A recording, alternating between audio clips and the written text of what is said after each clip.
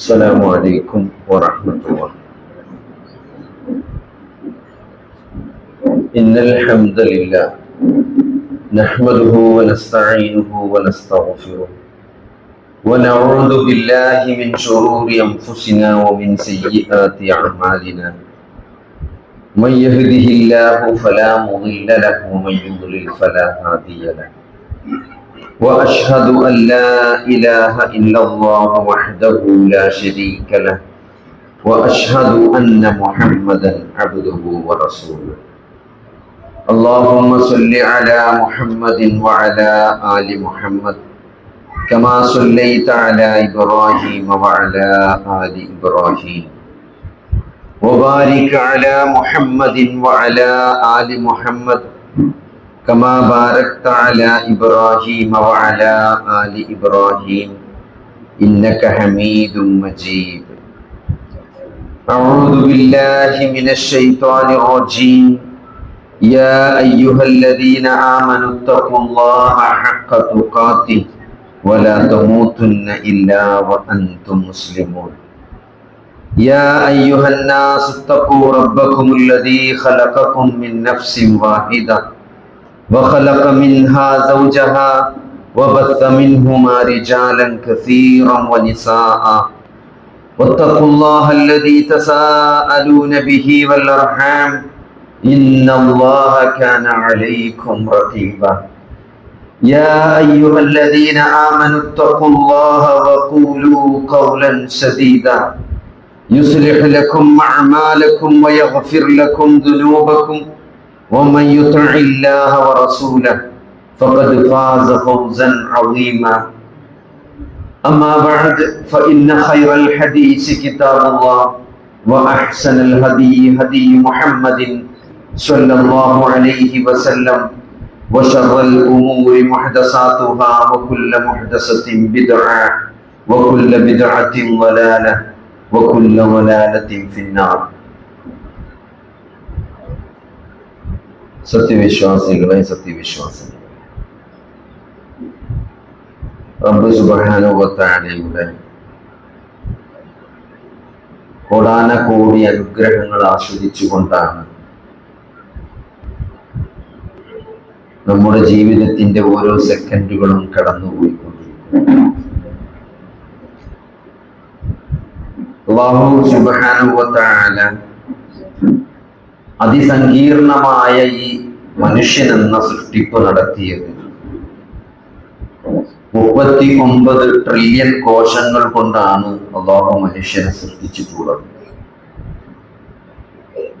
ഓരോ കോശത്തിന്റെയും അതിസങ്കീർണമായ ഘടന മനുഷ്യൻ പഠിച്ചുകൊണ്ടേയിരിക്കുകയാണ്.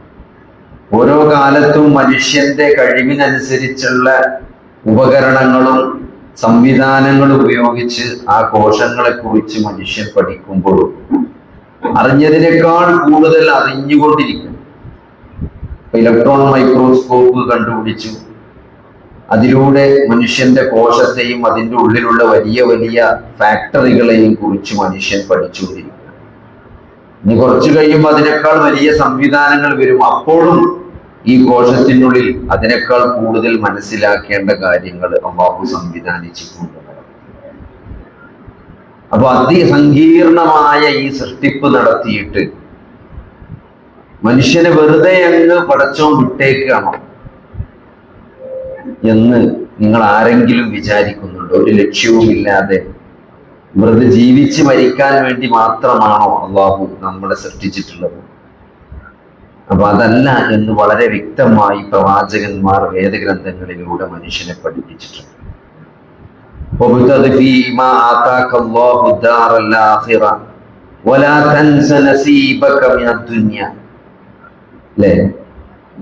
ആഖിറത്തിനെ, ഈ ദുനിയാവിൽ അല്ലാഹു ആഖിറത്തിൽ എന്താണ് വെച്ചിട്ടുള്ളത് എന്ന് അതാണ് നമ്മൾ ആഗ്രഹിക്കേണ്ടതും നേടേണ്ടതുമെല്ലാം. എന്നാൽ ദുനിയാവിന്റെ ഒരു വിഹിതം അത് നിങ്ങൾ മറന്നു കളയുകയും ചെയ്യും. റബ്ബനാ ആതിനാ ഫിദ്ദുനിയാ ഹസനതൻ വഫിൽ ആഖിറതി ഹസനതൻ വഖിനാ അദാബന്നാർ.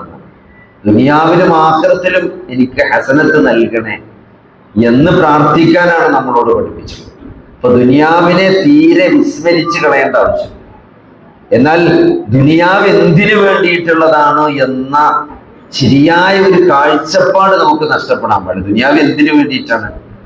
ആഖിറത്ത് പിടിച്ചെടുക്കാൻ വേണ്ടിയിട്ടാണ്. അള്ളാഹു നമുക്ക് ദുനിയാവ് നൽകിയിട്ടുള്ളത് ആ ദുനിയാവിലൂടെ ആഖിറത്തിൽ വിജയിക്കാൻ വേണ്ടിയിട്ടാണ്.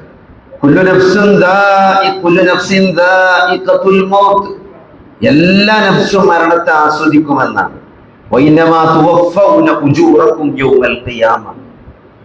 നിങ്ങൾക്ക് എല്ലാവർക്കും ഉള്ള പ്രതിഫലങ്ങൾ ഉയർത്തെഴുന്നേൽപ്പിന്റെ നാളിൽ മാത്രമാണ് പൂർണ്ണമായി നൽകപ്പെടുക. പൂർണ്ണമായിട്ടുള്ള പ്രതിഫലം നാളെ പരലോകത്ത് വെച്ച് മാത്രമായിരിക്കും.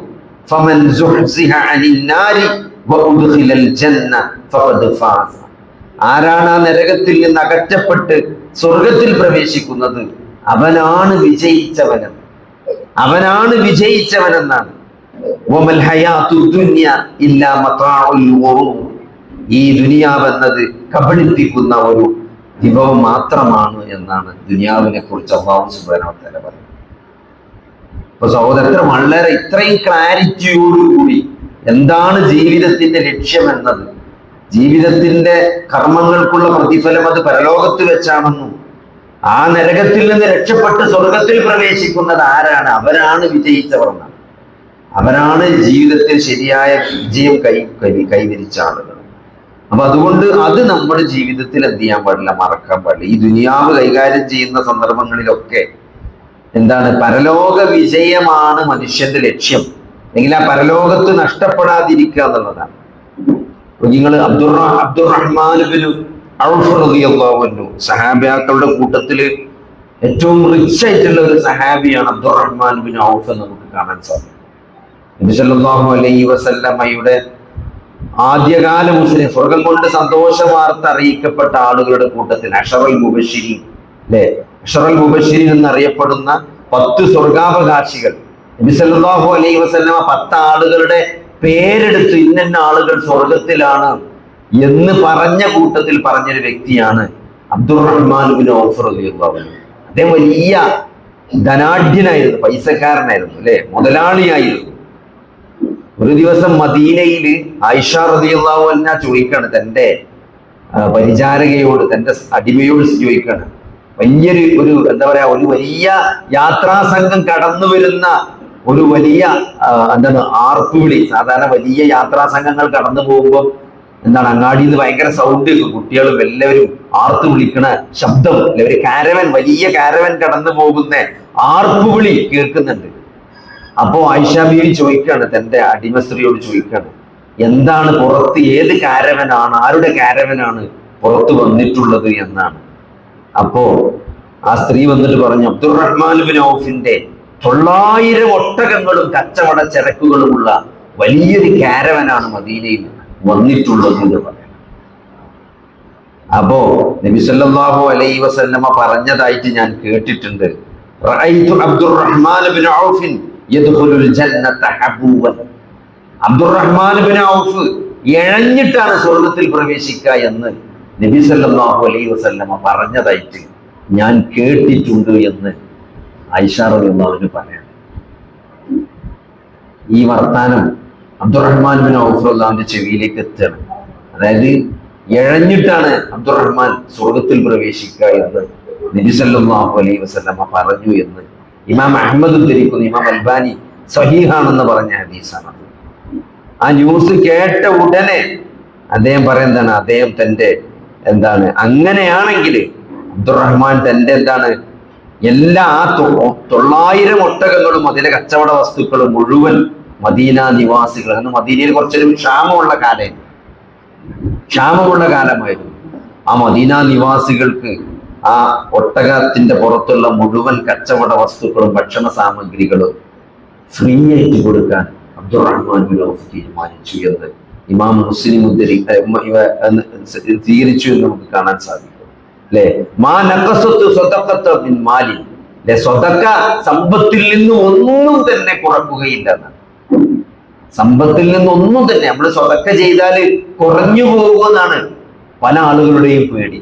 അല്ലാഹു റസൂൽ പറയും, ഇമാം മുസ്ലിം ഉദ്ധരിക്കുന്ന ഹദീസിൽ കാണാം, സ്വതക്ക എന്ത് ചെയ്യൂല, സമ്പത്തിൽ നിന്ന് ഒന്നും തന്നെ കുറക്കൂല എന്നുള്ളതാണ്. മസലുല്ലദീന യുൻഫിഖൂന അംവാലഹും ഫീ സബീലില്ലാഹി കമസലി ഹബ്ബത്തിൻ അംബതത് സബ്അ സനാബില ഫീ കുല്ലി സുംബുലത്തിൻ മിഅതു ഹബ്ബ എന്ന സൂറത്തുൽ ബഖറയിലെ ആയത്താണ്. അള്ളാഹുവിന്റെ മാർഗത്തിൽ സമ്പത്ത് ചെലവഴിക്കുന്ന ആളുകളുടെ സമ്പത്ത് അള്ളാഹു എന്ത് ചെയ്യും? അത് ഇരട്ടിക്കിരട്ടിക്കായി കൊടുക്കുമെന്നതിന് ഉദാഹരണമായിട്ട് അള്ളാഹു പറയുന്ന ആയത്താണ്. അതുകൊണ്ട് സഹോദരങ്ങളെ, അതാണ് സഹാബത്ത്. നബി സല്ലല്ലാഹു അലൈഹി വസല്ലമയിൽ നിന്ന് ദീൻ പഠിച്ച സഹാബത്ത് നബി അങ്ങനെ പറഞ്ഞിട്ടുണ്ട് എന്നറിയുമ്പം അവരുടെ ഒരു ആറ്റിറ്റ്യൂഡാണ് അല്ലെ. മഹാനായ ഉസ്മാൻ ഇബ്നു അഫ്ഫാൻ റളിയല്ലാഹു അൻഹു എന്താണ് തബൂക്ക് യുദ്ധത്തിന് പോകാനുള്ള ഒരു സാമ്പത്തിക ശേഷി അന്ന് മുസ്ലിങ്ങൾക്ക് കുറവായ സന്ദർഭത്തിൽ അന്ന് വലിയൊരു ഡൊണേഷനാണ് തബൂക്ക് യുദ്ധത്തിന് വേണ്ടി ഉസ്മാൻ ഇബ്നു അഫ്ഫാൻ റളിയല്ലാഹു അൻഹു കൊടുത്തത് എന്നാണ്. മാ ദറ ഉസ്മാന മാ ഫഅല ബഅദൽ യൗം എന്നാണ്. ഈ ദിവസത്തിന് ശേഷം യാതൊരു ബുദ്ധിമുട്ടും ഉസ്മാന് വരില്ല എന്നാണ് ആ സ്വതക്ക കണ്ടിട്ട് നബി സല്ലല്ലാഹു അലൈഹി വസല്ലമ പറഞ്ഞതായിട്ട് ഇമാം തുർമുദി ഉദ്ധരിക്കുന്ന ഹദീസിൽ കാണാൻ സാധിക്കും. അതുകൊണ്ട് സഹോദരങ്ങളെ, ധനം എന്നത്, സമ്പത്ത് എന്നത് ഒരു പരീക്ഷണമാണ്. അബ്ദുറഹ്മാൻ ബിൻ ഔഫ് ഹലാല് സമ്പാദ്യമാണ് അല്ലാഹുവിന്റെ മാർഗത്തിൽ ചെലവഴിച്ചത്. അതുകൊണ്ട് നമ്മൾ നാളെ എപ്പോഴാണ് നമ്മൾ ഈ ദുനിയാവിൽ നിന്ന് പിരിഞ്ഞു പോവുക നമുക്ക് പറയാൻ സാധിക്കില്ല. അതുകൊണ്ട് എത്രയും പെട്ടെന്ന് അല്ലെ, അവരൊക്കെ അത് കേൾക്കുമ്പോഴേ കൊടുക്കണം. ലൻ തനാലുൽ ബിർറ എന്നുള്ള ആയത്തിറങ്ങിയപ്പോ നമ്മളറിയാം, നമ്മൾ സ്ഥിരമായി ഓതുന്ന ആ ജുസുവിന്റെ തുടക്കത്തിലുള്ള ആയത്താണ് ലൻ തനാലുൽ ബിർറ. എന്താണ്? നിങ്ങൾക്ക് പുണ്യം നേടാനാവുകയില്ല എന്നാണ്. നിങ്ങൾ ഇഷ്ടപ്പെട്ടത് അള്ളാഹുവിന്റെ മാർഗത്തിൽ ചെലവഴിക്കുന്നത് വരെ നിങ്ങൾക്ക് പുണ്യം നേടാനാവൂല എന്ന ആയത്തിറങ്ങിയപ്പോ സഹാബികൾ കൊണ്ടേറ്റ് അവരുടെ കയ്യിലുള്ള ഏറ്റവും ഇഷ്ടപ്പെട്ടതൊക്കെ അള്ളാഹുവിന്റെ മാർഗത്തിൽ ചെലവഴിക്കുകയാണ്. ബൈറൂഹാഹ് തോട്ടം മദീന പള്ളിയോട് ചേർന്ന് നിൽക്കുന്ന, ഇന്ന് മദീന പള്ളിന്റെ ഉള്ളിലാണ് ആ തോട്ടത്തിന്റെ സ്ഥലം കിടക്കുന്നത്. ആ സ്ഥലം അള്ളാഹുവിന്റെ മാർഗത്തിൽ ആ സഹാബികളുടെ കൊടുക്കണം. എന്താണ്? ഏറ്റവും ഇഷ്ടപ്പെട്ടത് അള്ളാഹുവിന്റെ മാർഗത്തിൽ ചെലവഴിക്കുന്നത് വരെ നിങ്ങൾക്ക് പുണ്യം നേടാനാവില്ല എന്നാണ്. അപ്പോ അവർ പുണ്യവാന്മാരാണ് എന്ന് ജീവിതം കൊണ്ട് തെളിയിക്കണം. മാത്രമല്ല, അതിനൊരു ആലോചിക്കണില്ല പെട്ടെന്ന് അല്ലേ. അപ്പൊ നമ്മള് ഇതൊക്കെ ഇതിനർത്ഥം എല്ലാ സമ്പത്തും അള്ളാന്റെ മാർഗത്തിൽ കൊടുത്ത് വലിയ യോഗിയായി നിൽക്കണം എന്നല്ല, അല്ലെങ്കിൽ വല്ല സന്യാസിയാകണം എന്നല്ല. പക്ഷേ എന്താ വെച്ചാല് നമ്മളെ ഹൃദയത്തെ നിയന്ത്രിക്കേണ്ടത് അള്ളാഹുവിനെ കുറിച്ചുള്ള വിചാരം. അതിന്റെ മുകളിലേക്ക് നമ്മുടെ ജീവിതത്തിന്റെ ലക്ഷ്യം എന്നത് പരലോകത്ത് വിജയിക്കുക എന്നുള്ളതാണ്. അത് നമ്മൾ നഷ്ടപ്പെടുത്തുന്ന ഒരവസ്ഥ നമുക്ക് ഉണ്ടാകാൻ പാടില്ല. എത്ര വളരെ ഭംഗിയോട് കൂടിയാണ് അല്ലാഹു സുബ്ഹാനഹു വ തആല ദുനിയാവിനെ കുറിച്ച് മനുഷ്യനെ ഓർമ്മപ്പെടുന്നത്. പല സ്ഥലത്തും അല്ലാഹു ദുനിയാവിനെ കുറിച്ച് ഒരു വഞ്ചനയുടെ ചരക്കാണ്, കബളിപ്പിക്കുന്ന ഒരു വഞ്ചനാ ചരക്കാണ് ഈ ദുനിയാവ് എന്ന് നമ്മളെ ഓർമ്മപ്പെടുത്തുന്നുണ്ട്. യഅലമൂ, നിങ്ങൾ അറിയണം, അന്നമൽ ഹയാത്തുദ് ദുനിയ ലഅബും വലഹുൻ അല്ലേ. സൂറത്തു ഹദീദിലെ 20-ാമത്തെ ആയത്തിൽ എത്ര സുന്ദരമായിട്ടാണ് അല്ലാഹു സുബ്ഹാനഹു വ തആല മനുഷ്യനെ ഈ ദുനിയാവിന്റെ കബളിപ്പിക്കുന്ന ഈ ദുനിയാവിൽ പെട്ടുപോയ മനുഷ്യന്മാര് പലർക്കും മാറണമെന്നുണ്ട് അല്ലെ. ഇതൊക്കെ കേൾക്കുമ്പോൾ മാറി ചിന്തിക്കണമെന്ന് തോന്നും. പക്ഷെ നമ്മൾ ഈ ദുനിയാവിലേക്ക് ഇറങ്ങുമ്പോൾ നമ്മൾ അതിൽ പെട്ടുപോകണം അല്ലെ. അതുകൊണ്ട് യഅലമൂ, നിങ്ങൾ അറിയണം, അന്നമൽ ഹയാത്തുദ് ദുനിയ, ഈ ദുനിയാവിന്റെ ജീവിതം എന്നത് ലഅബുൻ, അത് കളിയാണ്, വലഹുവുൻ, അത് വിനോദമാണ്, എന്റർടൈൻമെന്റ് ആണ്, വസീനത്തുൻ, അത് അലങ്കാരമാണ്, വതഫാഖുറുൻ ബൈനക്കും, അത് നിങ്ങൾ തമ്മിലുള്ള പെരുമ നടിക്കലാണ്, പൊങ്ങച്ച നടിക്കലാണ്, ഫഖ്ർ നടിക്കലാണ്, വതകാസുറുൻ ഫിൽ അംവാലി വൽ ഔലാദ്, സ്വത്തുക്കളിലും സന്താനങ്ങളിലുമുള്ള ഈ തക്കാസുർ, പെരുമ നടിക്കൽ. ഇത് മനുഷ്യന്റെ ജീവിതത്തിന്റെ ഓരോ ഘട്ടങ്ങളാണ്. ഇബ്നു കസീർ റഹ്മത്തുള്ളാഹി ആയത്തിന് കൊടുത്ത അർത്ഥത്തിൽ കാണാൻ പറ്റും. ഒരു മനുഷ്യന്റെ ജീവിതം എടുത്ത് പരിശോധിച്ചാൽ ഓരോ കാലഘട്ടത്തിലും മനുഷ്യൻ ഏറ്റവും കൂടുതൽ ഇമ്പോർട്ടൻസ് നൽകുന്ന ജീവിതത്തിന്റെ ഓരോ ഘട്ടത്തിൽ. ഇപ്പോ ഇവിടെ ജീവിതം എന്നത് വെറും കളിയാണ്, ലഅബുൻ, കളിയാണ്. ഒരു ചെറിയ കുട്ടിയെ സംബന്ധിച്ചിടത്തോളം ഒരു സീരിയസ്നെസ്സേ ഇല്ല. അത് മാക്സിമം കളിക്കുക എന്നുള്ളതാണ് കുട്ടികളുടെ ലക്ഷ്യം. ഒരു LKG-യിലോ UKG-യിലോ അല്ലെങ്കിൽ ചെറിയ സ്കൂളുകളിലേക്ക് പോകുന്ന കുട്ടികളെ സംബന്ധിച്ചിടത്തോളം കളിന്റെ അപ്പുറത്തേക്ക് വേറെ ഒന്നും ചിന്തിക്കാനില്ല. ആ സ്കൂൾ ഇട്ട് വന്നിട്ട് ബാഗ് സിറ്റ് ഔട്ടിലേക്ക് എറിഞ്ഞിട്ട് ചായയും കൂടി കുടിക്കാതെ കളിക്കാൻ പോണത് കൊണ്ടാണ്, അവരെ കളിനോടുള്ള താല്പര്യം കൊണ്ടാണ്. പലപ്പോഴും ഉമ്മാരും വാപ്പാരൊക്കെ പരാതി പറയും, ആ സ്കൂളിലത്തെ ബാഗും കൂടി എടുത്തേക്കൂല, അല്ലെങ്കിൽ അതും കൂടിയും വീടിന്റെ ഉള്ളിൽ വെക്കൂല, അതും കൂടി ആ സിറ്റ് ഔട്ടിൽ ഇട്ടിട്ട് കളിക്കാൻ പോകും, ചായ വേണ്ട. അല്ലെങ്കിൽ പൊരി വെയിലത്തില്ലേ, ഇപ്പൊ സ്കൂളിനകത്തൊക്കെ എന്താണ് കുട്ടികളും തമ്മിലെ കച്ചറം തേക്കാരം, അസറായിട്ട് പുറത്തിറങ്ങാൻ പാടുള്ളൂ. എന്നാലും കുട്ടികൾ എന്ത് ചെയ്യും, ഉമ്മാന്റെ കണ്ണു വെട്ടിച്ച് വെയിലത്ത് പുറത്തിറങ്ങി കളിക്കും. അങ്ങനെ കളിക്കാനുള്ളൊരു ക്രൈസാണ്. അത് മനുഷ്യന്റെ ജീവിതത്തിന്റെ ഒരു ഘട്ടമാണ് കളിയോടുള്ളത്. നിങ്ങൾ എത്ര വലിയ ടൂറിന് ദുബായിക്ക് ടൂറ് പോവുകയാണെന്ന് പറഞ്ഞാലും, നിങ്ങൾ ലോകത്തിൽ ഏതെങ്കിലും വലിയ വില കൂടി അന്റാർട്ടിക്കയ്ക്ക് ടൂർ എന്ന് പറഞ്ഞാലും, നമ്മളെ കുട്ടികളെ എന്താ ചെയ്യാ, ചെറിയ കുട്ടികള് ഓലെ കളിസാമാനം ഓലെ ബാഗ് എടുത്തൊക്കെ നമ്മള് ബാഗൊക്കെ പാക്ക് ചെയ്യുമ്പോൾ അവര് ഒരു JCB കിച്ചൺ സെറ്റും പാവക്കുട്ടിയൊക്കെ ആ ബാഗ് എടുത്തൊക്കെ ചെയ്യാം. അപ്പൊ അന്റാർട്ടിക്കയിൽ പോയിട്ടാണെങ്കിലും ആ കിച്ചൺ സെറ്റോട് കളിക്കുക എന്നുള്ളതാണ് ആ കുട്ടിനെ സംബന്ധിച്ചിടത്തോളം കളി എന്നുള്ളത്, അല്ലെ? ഏറ്റവും ചെറിയ 2-3 വയസ്സായ കുട്ടി വാപ്പ മരിച്ചാലും എന്ത് വാപ്പ മരിച്ചു എന്ന് അറിയാൻ പക്വതയില്ലാത്ത കുട്ടിയെ സംബന്ധിച്ചിടത്തോളം അപ്പോഴും ആ കുട്ടി കളിക്കുക ചെയ്യും. ഞാൻ പറഞ്ഞത്, അപ്പൊ കളി എന്ന് പറഞ്ഞാൽ ജീവിതത്തിന്റെ ഒരു ഘട്ടമാണ്, ഒരു ഘട്ടം, അല്ലെ? ആ ഘട്ടം കുറച്ചു കഴിഞ്ഞ് അവസാനിക്കും, ലഹീബല്ല. അപ്പൊ ജീവിതം എന്നത് എന്താണ്?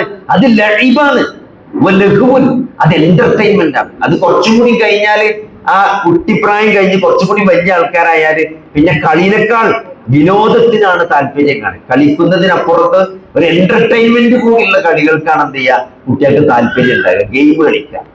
ഗെയിമുകളിൽ സാധാരണ പന്തളിച്ചമാരില്ല. ഗെയിം കളിക്കുമ്പോൾ അതിൽ കുറെ സ്കോർ ഉണ്ടാവും, അതിൽ കുറെ പോയിന്റ് കിട്ടും, സ്വർണ്ണ നാണയം കിട്ടും. അപ്പോ അതിൽ കുറെ മറ്റുള്ളവരുമായിട്ട് താരതമ്യം ഒരു ലെവൽ ഉണ്ടാവും ഗെയിമിന്. Game level 1, 2, 3. അപ്പൊ ഞാനിപ്പോ ലെവൽ 3-ലാണ്. അപ്പൊ കുട്ടികൾ പരസ്പരം വർത്താനം പറയാൻ എന്നെ കേട്ടാൽ മനസ്സിലാവും. ഒരാള് അവൻ ലെവൽ 3 എത്തി എന്നുള്ളതാണ് എന്താണ് അവനുള്ള അതിലുള്ള അച്ചീവ്മെന്റ്. അപ്പോ അങ്ങനെയുള്ള ഒരു ഘട്ടമുണ്ട്. അത് കഴിഞ്ഞാല് ജീവിതം എന്നത് ഒരു എന്റർടൈൻമെന്റ് ആയിട്ട്, വിനോദമായിട്ട് വഴിമാറുന്ന ഒരു സ്റ്റേജ് നമുക്ക് ജീവിതത്തിൽ ഒരു പ്രായത്തിൽ കാണാൻ സാധിക്കും. എന്നാലോ അത് കഴിഞ്ഞാൽ അള്ളാഹ് പറയാണ്, ഇന്നമൽ ഹയാത്തുദ് ദുനിയ ലഇബും വലഹുവും വസീനത്തുൻ. അത് അലങ്കാരമാണ്. ജീവിതം എന്നത് അലങ്കാരമാണ്. അത് നമുക്ക് പ്രത്യേകിച്ച് മനസ്സിലാക്കുക. പെൺകുട്ടികളെ നോക്കിയാൽ മതി. പെൺകുട്ടിയൊക്കെ എപ്പോഴും പണ്ടത്തെ പോലല്ല, ഇപ്പോ ജീവിതത്തെ ഒരു അലങ്കാരമായിട്ട് കാണുന്നത്. ഒരെല്ലാ സാധനം ഭയങ്കര ചൊറുക്കേക്കാരം, അല്ലെ? ഒരു ചുരിദാറാണെങ്കിലും ഓലെ വളയാണെങ്കിലും ഒരു മാല, ഒരു മൊബൈൽ തന്നെ, അല്ലെ? വലിയ ഉമ്മാന്റെ പൊട്ടിയ മൊബൈൽ കൊടുത്താലും അതിന്റെ സ്ക്രീൻ നോക്കിയപ്പോൾ ചിലപ്പോൾ എന്ത് ചെയ്യും, 8 കാലി മാറി പൊട്ടിയ സ്ക്രീനേക്കാരം. പക്ഷെ അതിന്റെ കവർ ഉണ്ടല്ലോ, അത് നല്ല ആമസോണിലൊക്കെ ഓർഡർ ചെയ്ത് നല്ല ചൊറുക്കുള്ള കവർ, അല്ലെ? ഒരു വാച്ച്. അത് ഇപ്പൊ എല്ലാ കുട്ടികളെ നമ്മൾ പോയി നോക്കിയാല് ഒരു 3-4 ലിപ്സ്റ്റിക് എല്ലാവർക്കും ഉണ്ടാവും റൂമില്, കളറുള്ളവും കളറില്ലാത്തതും. പിന്നെ കുറെ അലോയി, അലോബി, അലോസി എന്നൊക്കെ പറഞ്ഞിട്ട് കുറെ ക്രീമുകളും. അപ്പൊ അതെന്താണ്? അത് സൗന്ദര്യമാണ്. അപ്പൊ ജീവിതം എന്നത് എന്താണ്? ജീവിതം എന്നത് അലങ്കാരമാണ്, ഒരു സൗന്ദര്യമാണ് ജീവിതം എന്നത്. പിന്നെ അതൊരു സ്റ്റേജാണ്. അത് കഴിഞ്ഞൊരു കല്യാണമൊക്കെ കഴിഞ്ഞാല് പിന്നെന്താണ്? പിന്നെ കുറച്ച് വരുമാനമൊക്കെ ജോലിയൊക്കെ ആയി കഴിഞ്ഞാല് പിന്നെ ആളുകള് ബൈനക്കും, നിങ്ങൾക്കിടയിൽ പെരുമ നടിക്കണം. ജീവിതം എന്നാൽ എന്താണ്? എനിക്ക് അങ്ങനത്തെ ജോലിയാണ്, എനിക്ക് ഇങ്ങനത്തെ ജോലി, ഞാൻ ഇന്ന വർക്ക് ചെയ്തു, അല്ലെ? ഞാൻ ഇന്ന കാര്യങ്ങൾ ചെയ്തു, അല്ലെങ്കിൽ എനിക്ക് അവിടെ സ്ഥലമുണ്ട്, ഇവിടെ സ്ഥലമുണ്ട്, എന്റെ കാർ എന്നാണ്. അപ്പൊ എന്താണ്? ദുനിയാവിലേക്ക് നമ്മൾ നോക്കിയാല് ഒരു സത്യത്തിൽ ഒരു കോമ്പറ്റീഷനാണ്, അല്ലെ? ഇളച്ചൻ, ഞങ്ങളുടെ ഭർത്താവിന്റെ അനിയനെ ഇളച്ചനാണ്, നമ്മുടെ എന്താ പറയാ,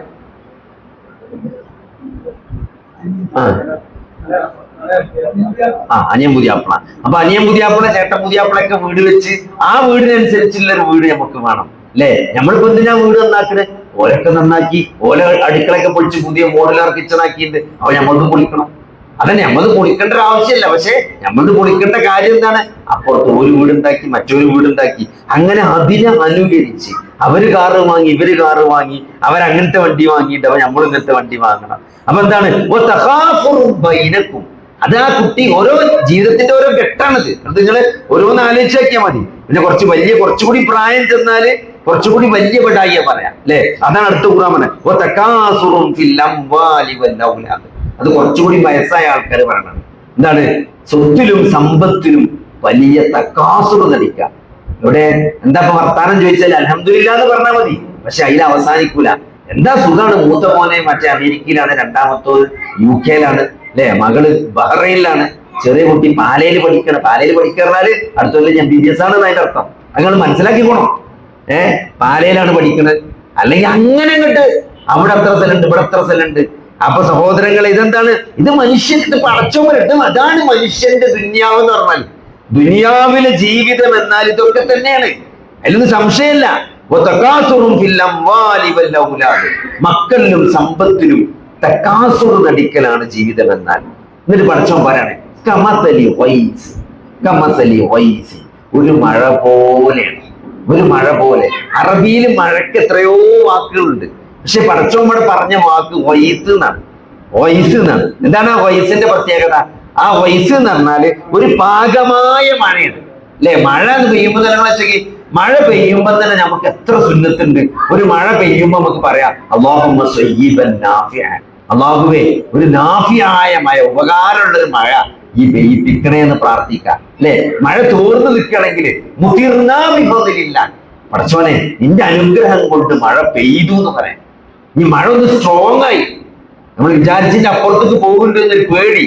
അല്ലാഹുമ്മ ഹവാലൈന വലാ അലൈന, അല്ലാഹുവേ ഞങ്ങളുടെ മേല് വേണ്ട, അപ്പുറം ഒന്നിനും അവിടെയൊക്കെ പെയ്തോട്ടെ എന്ന്. അങ്ങനെ മഴ പെയ്യുമ്പോൾ തന്നെ ഒരു വിശ്വാസിയെ സംബന്ധിച്ചിടത്തോളം ഭയങ്കര അവസരമാണ്. ഇപ്പൊ ഇവിടെ പടച്ചോൻ പറയാണ് ഒരു മഴ പോലെയാണ് ദുനിയാവിലെ ജീവിതം. എന്ത് വയസ്സ് എന്ന് പറഞ്ഞാല് പാകമായ മഴയാണ്. ഒരു കർഷകനെ സംബന്ധിച്ചിടത്തോളം മഴ ശക്തമായി പെയ്താൽ അവന്റെ വിളവ് നശിക്കും. ചെറിയ മഴ പെയ്താൽ ചിലപ്പോൾ എന്ത് ചെയ്യും, ചില പൂവൊക്കെ കരിഞ്ഞു പോകും അല്ലെ. കശുവണ്ടിയൊക്കെ പൂത്തുക്കുമ്പോ ചില പഴയ മാമാര് പറയും ചെറിയൊരു മഴ, ചാറ്റൽ മഴ പെയ്താല് ഇതിപ്പോ നല്ലേനല്ല, ആ പൂവൊക്കെ കരിഞ്ഞു പോകും ഈ മഴ കൊണ്ട്, ഒന്നുകൂടി നല്ല പെയ്യാണെങ്കിൽ നന്നായിരുന്നു എന്നൊക്കെ ചില പ്രായമായ സ്ത്രീകൾ മഴ ചെയ്യുമ്പോൾ, വേനൽക്കാലത്ത് മഴ ചെയ്യുമ്പോൾ പറയണം. അതെന്തുകൊണ്ടാ വെച്ചാല് മഴക്കൊരു പാകമായ കാലം മകണ്ട് വയസ്സ് എന്നതിന് പറയാം അറബിയിൽ, പാകമായ മഴ. ഒരു കർഷകനെ സംബന്ധിച്ചിടത്തോളം ഒരു പാകമായ മഴക്കാണ് വയസ്സ് എന്ന് പറയാം. അപ്പൊ അങ്ങനത്തെ ഒരു മഴ പോലെയാണ് ദുനിയാവിലെ ജീവിതം എന്നതാണ്. എന്താണ് അഅജബൽ കുഫാറ, അത് കർഷകനെ ആശ്ചര്യപ്പെടുത്തി. ആ മഴ കൊണ്ട് എന്ത് ചെയ്തു, കൃഷിക്കാരൊക്കെ ആശ്ചര്യപ്പെട്ടു. കാരണം എന്താ, നബാത്തുഹു, അവന്റെ ചെടി കെട്ട് ആ മഴ കിട്ടി നന്നായിട്ട് വളർന്നു വന്നു, അവന്റെ വിളകളൊക്കെ വളർന്നു വന്നു. എന്നിട്ട് പഠിച്ചവൻ പറയാണ് ഈ ആയത്തുകൾ വെച്ചപ്പോ, ഈ ആയത്ത്, ഈ ഖുർആന്റെ ഒരു പ്രത്യേകത എന്താ വെച്ചാല് ഖുർആൻ ഓരോ തവണങ്ങൾ ഓതുമ്പോഴും അതിന്റെ അർത്ഥം തദബ്ബുർ നടത്താന്ന് പറയാം. ഖുർആൻ വെറുതെ ഓതിപ്പോകല്ല, ഖുർആൻ ഓതുമ്പം അതിന്റെ അർത്ഥം നമ്മൾ ആലോചിക്കാം.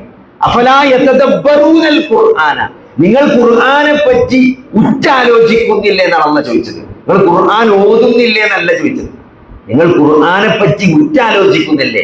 അതിൽ പറയുന്ന കാര്യങ്ങൾ തദബ്ബുർ നടത്തുന്നത്. തദബ്ബുർ എന്ന് പറഞ്ഞാൽ അറബിയിൽ നമ്മൾ പറയാം, അറബി പഠിച്ചു കൊടുക്കാൻ അറബിയിൽ ഫഅല ഫഅല ഫഅലു എന്നാണ് അറബി സാധാരണ ഒരു മെത്തേഡ്. അറബിന്റെ ഒരു ഗ്രാമർ പറയുമ്പോൾ അതില് ഫഅല എന്നുള്ളതിന്റെ തഫഅല എന്ന് പറയും, തഫഅല വസിൻ എന്നാ പറയാ. അപ്പൊ തദബ്ബുർ എന്ന് പറഞ്ഞാൽ തഫഅല വസിനാണ്, തഫഅല. അപ്പൊ തദബ്ബുർ എന്ന് പറഞ്ഞാൽ എന്താ വെച്ചാൽ ഫഅലയും തഫഅലും തമ്മിലുള്ള വ്യത്യാസം എന്താ വെച്ചാൽ ഫഅല എന്ന് പറഞ്ഞാൽ ചെയ്തു എന്നാണ്, ചെയ്തു. തഫഅല എന്ന് പറഞ്ഞാൽ മെനക്കെട്ടു എന്നാണ്. അത് വെറും ചെയ്തല്ല, കുറച്ചുകൂടി എടങ്ങേറായിട്ട് ചെയ്യുന്നതിനാണ് എന്ത് പറയാ, തഫഅല എന്ന് പറയാ. അപ്പൊ തദബ്ബുർ നടത്തുക എന്ന് പറഞ്ഞാല് ഉറ്റാലോചിക്കുക, മെനക്കെട്ട് ആലോചിക്കുക. വെറുതെ അങ്ങനെ കട്ടഞ്ചായ കുറിച്ച് ആകാശത്തേക്ക് നോക്കി കുത്തിരിക്കല്ല, കാര്യമായിട്ട് ഇരുന്ന് ചിന്തിക്കുക. അഫലാ യതദബ്ബറൂനൽ ഖുർആന, നിങ്ങൾ ഖുർആനെ പറ്റി ഉറ്റാലോചിക്കുന്നില്ലേ. അങ്ങനെ നിങ്ങൾ ഖുർആനെ പറ്റി ആലോചിച്ചാല് നിങ്ങൾ ഓരോ സമയം ആലോചിക്കുമ്പോഴും പുതിയ പുതിയ ഒരു ഉൾക്കാഴ്ചയും കാഴ്ചപ്പാടും നമുക്ക് ഖുർആനിൽ കിട്ടും എന്നുള്ളതാണ്. നിങ്ങൾ ആലോചിക്കുക, അള്ള ഒരു കർഷകനെ ആശ്ചര്യപ്പെടുത്തുന്ന ഒരു മഴ പോലെയാണ് ഈ ദുനിയാവെന്ന് പറഞ്ഞിട്ട് ഇവിടെ അള്ളാഹു ഒരു കാര്യം പറയാതെ പോയിട്ടുണ്ട്. ഒരു കർഷകനെ സംബന്ധിച്ചിടത്തോളം അവന്റെ ജീവിതത്തിലെ ഏറ്റവും വലിയ സന്തോഷം എന്ന് പറഞ്ഞാല് അത് വിളവെടുപ്പിന്റെ ദിവസമാണ്. വിളവെടുപ്പിന്റെ ദിവസം. അപ്പൊ ഒരു വാഴക്കൃഷി നടുന്ന ആള് പോലും ആ കൃഷി പ്ലാൻ ചെയ്യും. എപ്പോഴും ഓണത്തിനോ വിഷുവിനോ എന്റെ കായ് മാർക്കറ്റിൽ ഇറക്കണം, എന്നാലും വില കിട്ടുള്ളൂ. ഓണത്തിന് പച്ചക്കായ് ഇറങ്ങിയാലാണ് പച്ചക്കായ്ക്ക് ഏറ്റവും വില കിട്ടുക. അപ്പൊ ഓണത്തിന് കൃഷി ഇറങ്ങണമെങ്കിൽ എന്ന് കുഴിച്ചിടണമെന്ന് തീരുമാനിക്കണം. ആ സമയത്തേക്ക് നല്ല വിത്ത് നമ്മൾ സംഘടിപ്പിച്ച് റെഡിയാക്കി വെക്കണം, മണ്ണ് പാകമാക്കി വെക്കണം, ഏറ്റവും നല്ല വളം മിക്സ് ചെയ്യണം. അതൊക്കെ ഉണ്ടാക്കിയിട്ട് പാകമായ ഒരു മഴ പടച്ചോൻ കൊടുക്കണം അല്ലേ. അങ്ങനെ വന്ന് അത് കൊലച്ച് നിൽക്കുന്ന സമയത്ത് ഒരു കാറ്റടിച്ചാല് എന്ത് ചെയ്യും, അതൊക്കെ ഒടിഞ്ഞു ആ വാഴയ്ക്ക് പോവും. അതൊന്നുമില്ലാതെ ആ വിളവെടുപ്പിന്റെ ദിവസം വരുന്നെന്നാണ് കർഷകനെ സംബന്ധിച്ചിടത്തോളം ഏറ്റവും വലിയ സന്തോഷമുള്ളത്. കാരണം ഇത്രയും കാലത്ത് അധ്വാനം അതിന്റെ സമ്പാദ്യമായി മാറാൻ പോകുന്നത്, അതിന്റെ ഫലം കിട്ടാൻ പോകുന്ന ദിവസമാണ് വിളവെടുപ്പ്. നിങ്ങൾ ആലോചിച്ച് നോക്കി, പടച്ചോൻ ഇങ്ങനെയൊക്കെ പറഞ്ഞിട്ട് മഴ പെയ്തു എന്ന് പറഞ്ഞിട്ട് ആ കർഷകന്റെ ചെടി വളർന്നു എന്നാ പറഞ്ഞത്. പിന്നെ വിളവെടുപ്പിനെ കുറിച്ച് പടച്ചോൻ അവിടെ പറയണേ ഇല്ല. അത് പടച്ചോനെ ഒഴിവാക്കി. എന്നിട്ട് എന്താ പറയോ, അതങ്ങട്ട് നശിച്ച് വൈക്കോലായി ദുരിപ്പിച്ചാണ് പോയി എന്നാണ്. അപ്പൊ സഹോദരങ്ങളെ, ഈ ദുനിയാവിന്റെ വിളവെടുപ്പ് ദുനിയാവിലല്ല, അത് ആഖിറത്തിലാണ്. അത് ആഖിറത്തിലാണ്, പരലോകത്ത് വെച്ചാണ്. അതെന്ത് ഏത് രൂപമാകണമെന്ന് എന്നിട്ട് വഫിൽ ആഖിറതി അദാബുൻ ശദീദുൻ വമഗ്ഫിറതുൻ മിനല്ലാഹി വറിദ്വാൻ. രണ്ട് തരത്തിലാണ് ആഖിറത്തിൽ ഉണ്ടാകുക. ഒന്ന് അല്ലാഹുവിന്റെ കഠിനമായ ശിക്ഷ ഉണ്ടാകുക, അതാണ് ഇനി കിട്ടാൻ പോണ പ്രതിഫലം. രണ്ടാമത്തത് വമഗ്ഫിറതുൻ മിനല്ലാഹി വറിദ്വാൻ, അല്ലാഹുവിന്റെ അടുത്തു നിന്നുള്ള പാപമോചനമാണ്, അല്ലാഹുവിന്റെ തൃപ്തിയാണ് കിട്ടാനുള്ളത്. ഈ രണ്ട് ഓപ്ഷനാണ് ഒരാൾക്ക് നാളെ പരലോകത്ത് കിട്ടാനുള്ളത്. അത് ഏത് വേണം എന്ന് തെരഞ്ഞെടുക്കാനുള്ള ഒരു പരീക്ഷണത്തിന്റെ നാളുകളാണ് ഈ ദുനിയാവിലൂടെ കടന്നു പോകുന്നത്. ഈ ദുനിയാവിലെ ജീവിതം പറഞ്ഞാൽ നിങ്ങൾ ഏറ്റവും ചുരുങ്ങിയത് മനസ്സിലാക്കിക്കോളി. ഇന്നലെ, ഇന്ന്, നാളെ. ഇന്നലെ, ഇന്ന്, നാളെ, ഈ 3 ദിവസമാണ് ദുനിയാവിലുള്ളത്. ഇന്നലെ എന്ന് പറഞ്ഞാൽ കഴിഞ്ഞു പോയതാണ്, ഒന്നും ചെയ്യാൻ പറ്റില്ല, ഒന്നും ചെയ്യാനില്ല കഴിഞ്ഞു പോയതിനെ പറ്റി. നാളെ എന്ന് പറഞ്ഞാൽ നാളെ നമ്മൾ ഉണ്ടാവുന്ന ഒരു ഉറപ്പില്ല. എന്തെങ്കിലും ചെയ്യാനുള്ളത് ഇന്ന് മാത്രമാണ്. അതുകൊണ്ട് ആ ഒരു ബോധത്തോടു കൂടി ആർക്ക് ദുനിയാവിനെ ഉപയോഗപ്പെടുത്തി ആഖിറത്തിലേക്ക് മത്സരിക്കാൻ സാധിച്ചോ, ആഖിറത്തിന്റെ വിഷയത്തിൽ ദുനിയാവിന് മത്സരിക്കാൻ സാധിച്ചോ സഹോദരങ്ങളെ, അവർക്കാണ് വിജയമുള്ളത് എന്ന ഖുർആനിന്റെ വലിയ അധ്യാപനങ്ങളാണ് നമ്മൾ മനസ്സിലാക്കേണ്ടത്. ജാബിർ റളിയല്ലാഹു അൻഹു പറയാണ്, അല്ലാഹുവിന്റെ റസൂല് അങ്ങാടി കൂടെ അങ്ങനെ നടന്നു പോവുകയാണ്. അപ്പോ ഒരു ചെറിയ ആട്ടുകൂട്ടി ചത്ത് കിടക്കുന്നുണ്ട്, കാതൊക്കെ കീറിയിട്ടുണ്ട്, വളരെ വികൃതമായിട്ടുണ്ട്. എന്നിട്ട് ശവങ്ങനെ അങ്ങാടിയിൽ ഒരു സൈഡിൽ കിടക്കുന്നുണ്ട്. അപ്പൊ നബി അവിടെ നിന്നു എന്നാണ്. നബി സഹാബത്തിനെ വിളിച്ചിട്ട് ആ ആട്ടുകുട്ടിന്റെ മയ്യത്ത് കാണിച്ചു കൊടുക്കുകയാണ്. ഇത് ആർക്കെങ്കിലും വേണോ? അത് ആരെങ്കിലും ഒരു ദീനാറ് കൊടുത്ത് വാങ്ങാൻ ആർക്കെങ്കിലും വേണോ എന്ന് ചോദിച്ചപ്പോ ആർക്ക് വേണം അല്ലെ? ഒരു വലിയ ആടാണെങ്കിൽ അതിന്റെ തൊലിയെങ്കിലും ഊറക്കിട്ടിട്ട് തൊലിയെങ്കിലും ഉപയോഗിക്കാൻ പറ്റും. ഒരു പ്രായമാകാത്ത ആട്ടുകൂട്ടിന്റെ തൊലി പോലും എടുക്കാൻ പറ്റാത്ത അളിഞ്ഞ ആട്ടുകൂട്ടിന്റെ ജഡം ആർക്ക് വേണം എന്നാണ് സഹാബത്ത് ചോദിച്ചത്. അപ്പൊ അല്ലാഹുവിന്റെ റസൂൽ പറയണേ,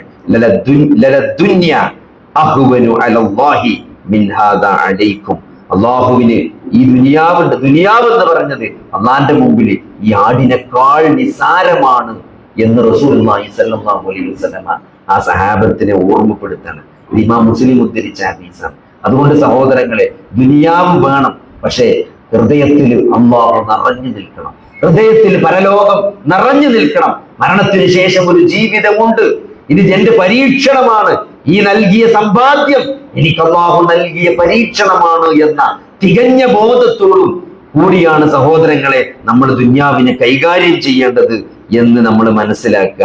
അതുകൊണ്ട്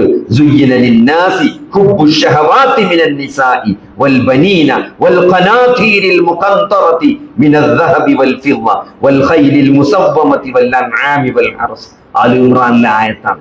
ആലോചിച്ച് എന്താണ് മനുഷ്യന്, എന്താണ് സ്ത്രീകളോട്, അതേപോലെ തന്നെ മക്കളോട് അടുക്കി വെച്ച സ്വർണത്തോടും വെള്ളിയോടും കുതിരകളോടും ഒക്കെ, കന്നുകാലികളോടും സമ്പത്തിനോടൊക്കെ ഉള്ള ഹൃദയം, ആഗ്രഹം മനുഷ്യരിൽ ഊട്ടപ്പെട്ടിട്ടുണ്ടെന്നാണ്. ഇന്നിപ്പോ ഒരു MLA നോക്കി, ഒരു MLA ആരോപണങ്ങൾക്ക് മറുപടി പറഞ്ഞ് ക്ഷീണിച്ചിരിക്കുകയാണ് സഹോദരങ്ങൾ. എന്തിന്റെ പേരില്?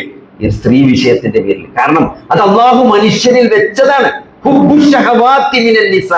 അല്ലെ, സ്ത്രീകളോടുള്ള ഇഷ്ടം, സമ്പത്തിനോടുള്ള ഇഷ്ടം, സ്വർണത്തോടും വെള്ളിയോടുമുള്ള ഇഷ്ടം, അത് മനുഷ്യനിൽ അള്ളാഹു പ്രവേശിപ്പിച്ചാണ്. അതാർക്കും തടയാൻ സാധിക്കൂല. പക്ഷെ അതിനൊക്കെ അള്ളാഹു കൃത്യമായ വഴികള്, ഹലാലായ മാർഗങ്ങൾ വെച്ചിട്ടുണ്ട്. അത് നമ്മൾ അവഗണിച്ചുകൊണ്ട് മുന്നോട്ട് പോയാല് സഹോദരങ്ങൾ, അള്ളാഹുവിന്റെ നിയമങ്ങൾ അവഗണിച്ച് മുന്നോട്ട് പോയാല് ജീവിതത്തിൽ വലിയ ദുരന്തങ്ങൾ നമ്മൾ പേറേണ്ടി വരും എന്നതാണ് ഇതൊക്കെ നമ്മളെ ബോധ്യപ്പെടുത്തുന്നത്. അതുകൊണ്ട് അതൊക്കെ കൃത്യമായിട്ട് അള്ളാഹു എങ്ങനെ പഠിപ്പിച്ചോ, അല്ലെ, അള്ളാഹു എങ്ങനെയാണ് പഠിപ്പിച്ചത് അതേപോലെ കാര്യങ്ങൾ നിർവഹിക്കുക എന്നതാണ്. അദ്ദുനിയ സിജ്നുൽ മുഅ്മിനീൻ വജന്നത്തുൽ കാഫിരീൻ എന്നാണ്. ദുനിയാവ് എന്നത് ഒരു വിശ്വാസിയെ സംബന്ധിച്ചിടത്തോളം ജയിലാണ്. അത് കാഫിറിന് അവിടെ സ്വർഗമാണ് എന്നാണ്. കാഫിറിന്റെ സ്വർഗമാണ് ദുനിയാവ്, വിശ്വാസിയുടെ ജയിലാണ് ദുനിയാവ് എന്നാണ്. അത് ഏതർത്ഥത്തിലാണ് സഹോദരങ്ങളെ? ഇവിടെ ഒരു മനുഷ്യൻ തൊഴിൽ ബാരിയില് ഇമാം ഇബ്നു ഹജർ അസ്കലാനി ഹദീസിന് കൊടുത്ത വ്യാഖ്യാനം അനുസരിച്ച് പരലോകത്തെ ആ സ്വർഗത്തിൽ അല്ലാഹു ഒരുക്കി വെച്ച ആ സൗകര്യങ്ങളും സുഖങ്ങളും ഒക്കെ ഒരു സത്യവിശ്വാസം ആസ്വദിക്കുന്ന സന്ദർഭത്തിൽ ദുനിയാവ് ഒരു ജയിലായിരുന്നു എന്ന് അയാൾക്ക് ബോധ്യപ്പെടുമെന്നാണ്. ആ ഒരു അർത്ഥത്തിലാണ് ആ ഹദീസിനെ വ്യാഖ്യാനിച്ചിട്ടുള്ളത്. അതുകൊണ്ട് അല്ലാഹു സുബ്ഹാനഹു വ തആല ഈ ദുനിയാവില് നമുക്കൊരു ഓഹരി നൽകിയിട്ടുണ്ട്. ആ ഓഹരി നമ്മൾ നേടണം, കണ്ടെത്തണം. പക്ഷെ അതെന്തിനാണ്?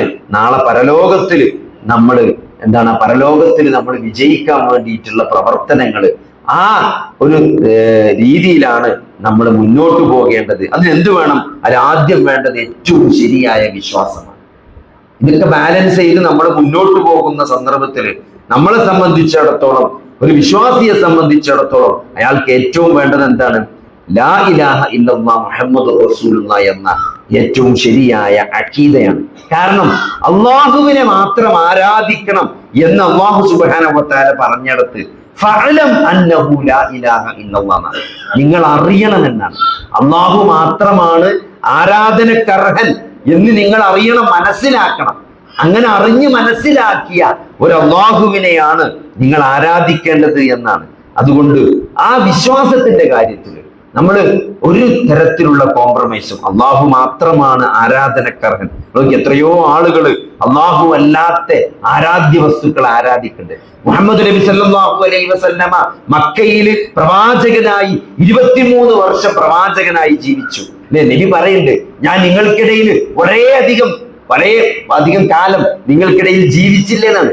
63 വയസ്സ് ആയുസ്സുള്ള ഒരു പ്രവാചകൻ 40 വർഷം അവർക്കിടയിൽ പ്രവാചകൻ അല്ലാതെ ജീവിച്ചിട്ടുണ്ട്. 40ാമത്തെ വയസ്സിലാണ് നബിയാകുന്നത്. ശേഷമുള്ള 23 വർഷമാണ് നബി സല്ലല്ലാഹു അലൈഹി വസല്ലമ പ്രവാചകനായി ജീവിച്ചത്.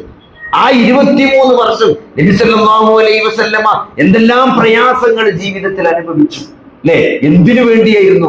ലാ ഇലാഹ ഇല്ലല്ലാഹ് പറഞ്ഞതിന് വേണ്ടിയാണ് അല്ലെ? ഇപ്പൊ തന്നെ നമ്മളെ ലാ ഇലാഹ ഇല്ലല്ലാഹയുടെ പേരിൽ എത്രയോ ആളുകൾ അത് പറഞ്ഞതിന്റെ പേരിൽ നമ്മുടെ കുടുംബക്കാർ നമ്മളോട് തെറ്റിയിട്ടുണ്ട്, സലാം പറയാതായിട്ടുണ്ട്, നമ്മളെ അവരുടെ പരിപാടിക്ക് വിളിക്കാതായിട്ടുണ്ട്. എന്തിന്? നമ്മൾ മുജാഹിദാണ് എന്നതിന്റെ പേരിൽ അല്ലെ? നമ്മൾ ലാ ഇലാഹ ഇല്ലല്ലാഹ് കൃത്യമായി മനസ്സിലാക്കി എന്നതിന്റെ പേരിൽ ലാ ഇലാഹ ഇല്ലല്ലാഹ് എന്ന് പറയുമ്പോൾ അത് പ്രവാചകൻ നബി സല്ലല്ലാഹു അലൈഹി വസല്ലമ ആ മക്കയിൽ അത് പ്രബോധനം ചെയ്തപ്പോ ആലോചിച്ച് നോക്കി, നബി സല്ലല്ലാഹു അലൈഹി വസല്ലമയുടെ കുടുംബക്കാര് പരിഹസിച്ചു അല്ലെ?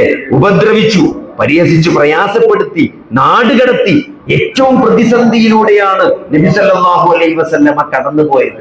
കാരണം നബി സല്ലല്ലാഹു അലൈഹി വസല്ലമയെ സംബന്ധിച്ചിടത്തോളം നബിയുടെ കുടുംബം എന്നത് നബിക്ക് അങ്ങേറ്റം ഇഷ്ടമുള്ളതായിരുന്നു. ആ കുടുംബക്കാരൻ നബിയെ ഉപദ്രവിക്കാൻ തുടങ്ങി, കളിയാക്കാൻ തുടങ്ങി, ബഹിഷ്കരിച്ച്, ദേഹോപദ്രവം ഏൽപ്പിച്ച് അവസാനം നാട് കടത്തി അല്ലെ? നമ്മൾ ഈ നാട്ടിൽ നിന്ന്, നമ്മൾ ജനിച്ചു വളർന്ന നമ്മുടെ നാട്ടിൽ നിന്ന് ഈ ആദർശം പറഞ്ഞതിന്റെ പേരിൽ നമ്മൾ പുറത്തുകൊണ്ട് പോകേണ്ടി വരുന്ന ഒരവസ്ഥ ആലോചിച്ചു നിങ്ങൾ. അതെത്ര പ്രയാസകരമാണ് നോക്കി അല്ലെ? നബി സല്ലല്ലാഹു അലൈഹി വസല്ലമയുടെ കെട്ടിച്ചു വിട്ട 2 പെൺകുട്ടികളെയും തലാഖ് ചൊല്ലി വീട്ടിൽ കൊണ്ടാക്കി. വീട്ടിൽ കൊണ്ടാലോചിച്ച് നബി സല്ലല്ലാഹു അലൈഹി വസല്ലമ ലാ ഇലാഹ ഇല്ലല്ലാഹ് ദഅവത്ത് നടത്തിയപ്പോണ്ടായതാണ് അല്ലെ? സൂറത്ത് യൂസുഫ് അവതരിക്കുന്നത് ആ ഒരു മാനസികാവസ്ഥയിലാണ്. നബി സല്ലല്ലാഹു അലൈഹി വസല്ലമയെ കുടുംബക്കാര് കളിയാക്കി, കുടുംബക്കാർ ഉപദ്രവിച്ചു അല്ലെ? ഖദീജ ബീവിയുടെ മരണം നബിക്ക് താങ്ങാൻ പറ്റാത്ത ദുഃഖമാണ് ഉണ്ടാക്കിയത്. അബൂ ത്വാലിബിന്റെ മരണം, നീണ്ട 42 വർഷം നബി സല്ലല്ലാഹു അലൈഹി വസല്ലമയെ സംരക്ഷിച്ച അബൂ ത്വാലിബിന്റെ മരണം അല്ലെ? അത് മുസ്ലിം അല്ലാത്തൊരു മരണം. മരിക്കുന്ന സമയത്ത് വരെ നബി സല്ലല്ലാഹു അലൈഹി വസല്ലമ അബൂ ത്വാലിബിന് കലിമ ചൊല്ലി കൊടുക്കാൻ നോക്കി. പക്ഷേ അബൂ ത്വാലിബ് കലിമ ചൊല്ലിയില്ല. ഫീ മില്ലത്തി അബ്ദുൽ മുത്തലിബ് എന്ന് പറഞ്ഞിട്ടാണ് അബൂ ത്വാലിബ് മരിച്ചു പോകുന്നത് അല്ലെ? ഇതിന്റെ മുഖത്തേക്ക് ഇങ്ങനെ നോക്കും, അബൂജഹലിന്റെ മുഖത്തേക്ക് നോക്കും, എന്ത് ചെയ്യണമെന്നറിയാതെ. അവസാനം ഫീ മില്ലത്തി അബ്ദുൽ മുത്തലിബ് എന്ന് പറഞ്ഞ് കലിമ ചെല്ലാതെയാണ് അബൂ ത്വാലിബ് മരിക്കുന്നത്. നബിക്ക് വളരെയധികം വിഷമുണ്ടാക്കി അല്ലെ? ലാ ഇലാഹ ഇല്ലല്ലാഹയുടെ ലാ ഇലാഹ ഇല്ലല്ലാഹ് പ്രഖ്യാപിക്കാനും പ്രബോധനം ചെയ്യാനും വന്ന അവസാനത്തെ പ്രവാചകനായ നബി സല്ലല്ലാഹു അലൈഹി വസല്ലമക്ക് നീണ്ട 42 വർഷം സംരക്ഷണം നൽകിയ സ്വന്തം മൂത്താപ്പാനെ പോലും മുസ്ലിമാക്കാൻ സാധിക്കാത്തതിന് നബി സല്ലല്ലാഹു അലൈഹി വസല്ലമക്ക് വലിയ സങ്കടമുണ്ടായി അല്ലെ? ഇന്നക ലാ തഹ്ദി മൻ അഹ്ബബ്ത എന്ന ആയത്തിറങ്ങി. നബിന്റെ സങ്കടം കൂടിയപ്പോ അല്ലാഹു ആയത്തിറക്കി. എന്താണ്? പ്രവാചകരെ, താങ്കൾ ഇഷ്ടപ്പെട്ട ആളുകളെ മതത്തിലാക്കാൻ ഹിദായത്ത് നൽകാൻ താങ്കൾക്ക് കഴിയുകയില്ല പ്രവാചകരെ. വലാകിന്നല്ലാഹ യഹ്ദീ മൻ യശാ, അള്ളാഹു ഉദ്ദേശിക്കുന്നവർക്കാണ് അള്ളാഹു ഹിദായത്ത് നൽകുക എന്നാണ്. അതുകൊണ്ട് നബി സല്ലല്ലാഹു അലൈഹി വസല്ലമ ത്വായിഫിലേക്ക് യാത്ര പോവുകയാണ് അല്ലെ. ത്വായിഫിലേക്ക് മക്കത്ത് യാതൊരു തരത്തിലുള്ള പിടിവള്ളിയും കിട്ടാതായപ്പം ത്വായിഫിലേക്ക് പോയി നോക്കി. പക്ഷെ അവിടെ നിന്നും എന്താണ്, തെരുവ് കുട്ടികൾ കല്ലെറിഞ്ഞ് നബി സല്ലല്ലാഹു അലൈഹി വസല്ലമക്ക് മുറിവേറ്റു.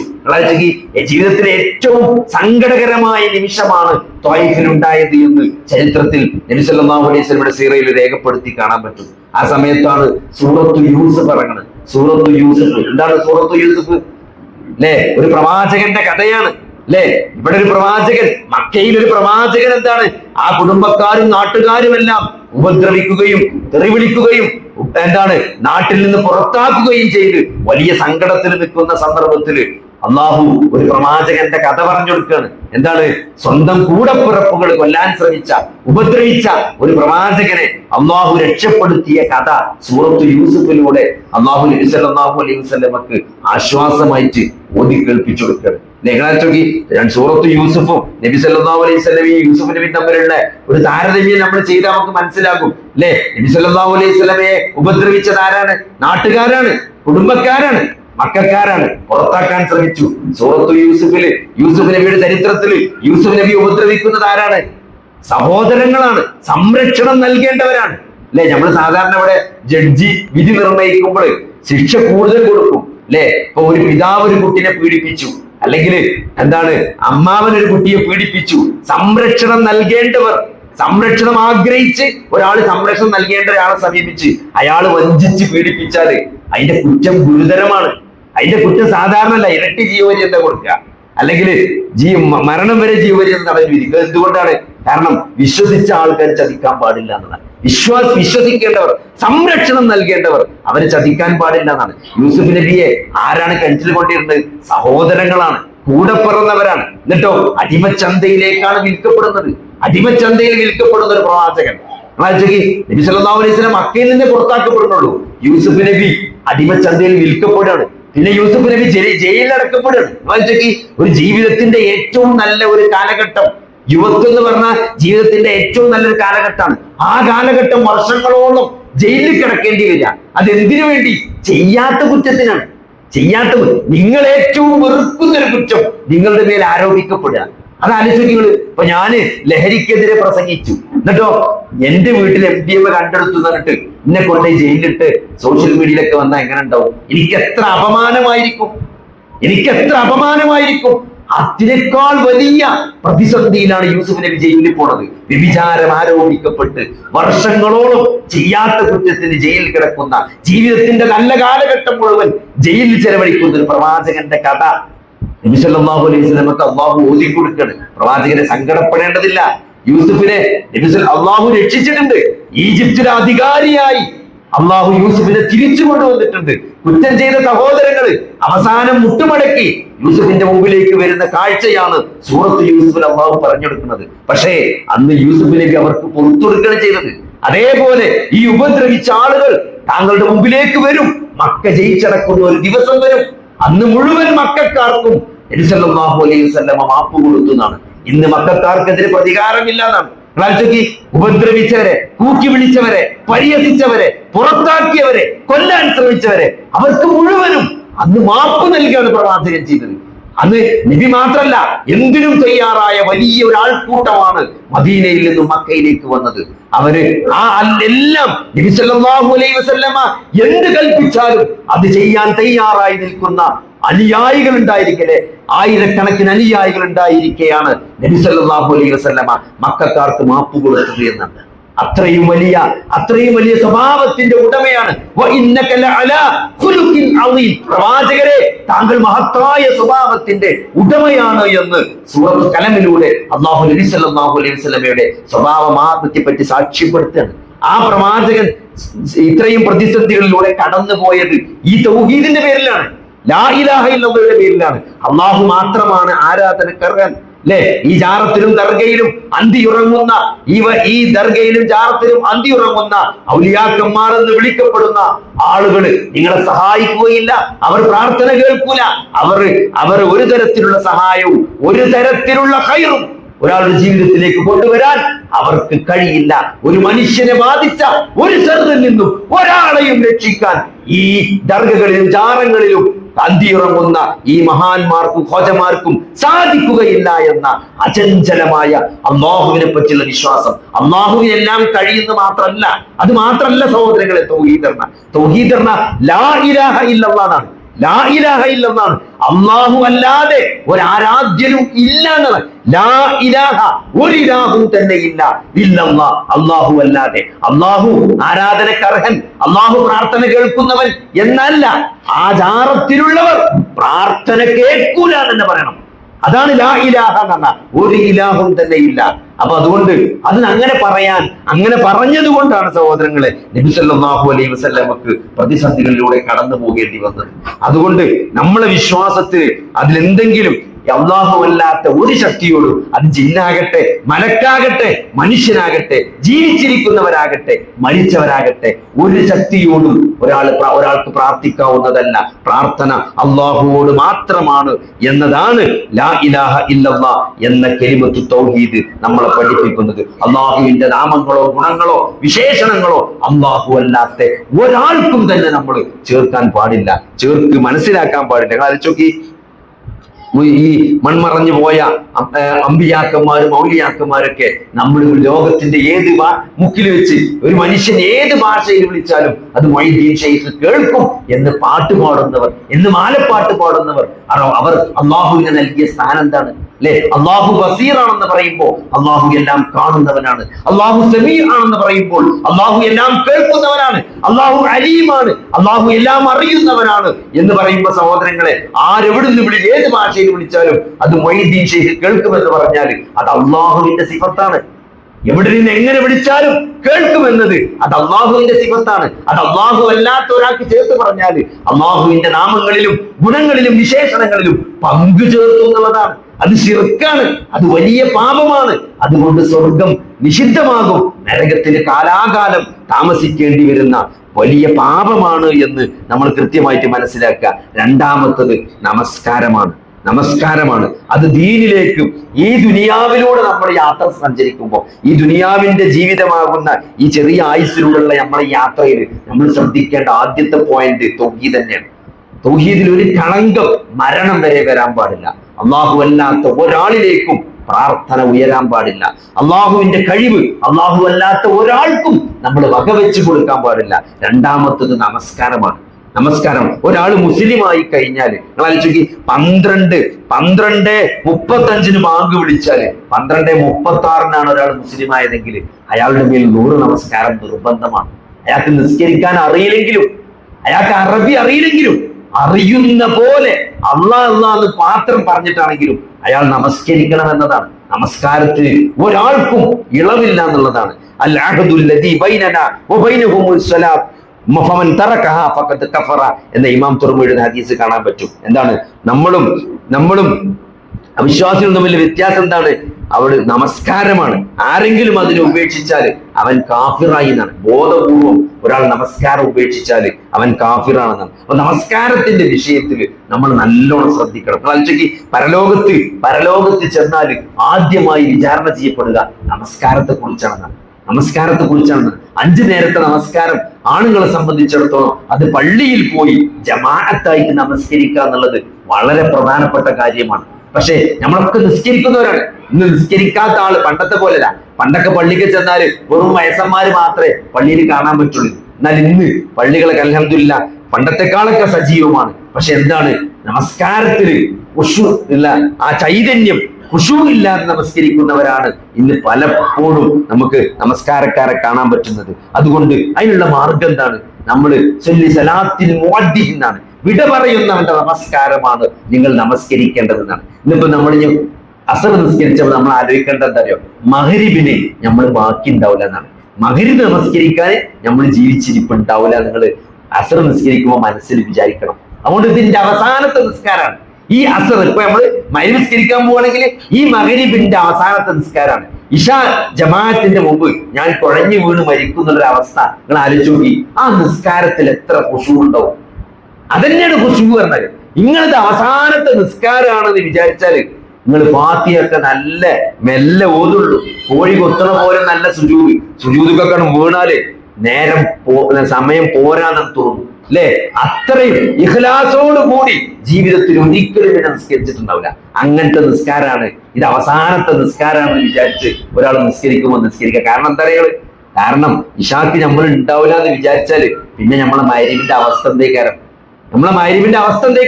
അതിന് നമ്മള് ആ സുജൂദൊക്കെ വല്ലാത്തൊരു സുജൂദായിരിക്കും. അതുകൊണ്ട് അല്ലാഹുവിന്റെ റസൂൽ പറഞ്ഞതാണ്, വിടവാങ്ങുന്നവന്റെ നമസ്കാരമാണ് നിങ്ങൾ നമസ്കരിക്കേണ്ടതെന്ന്.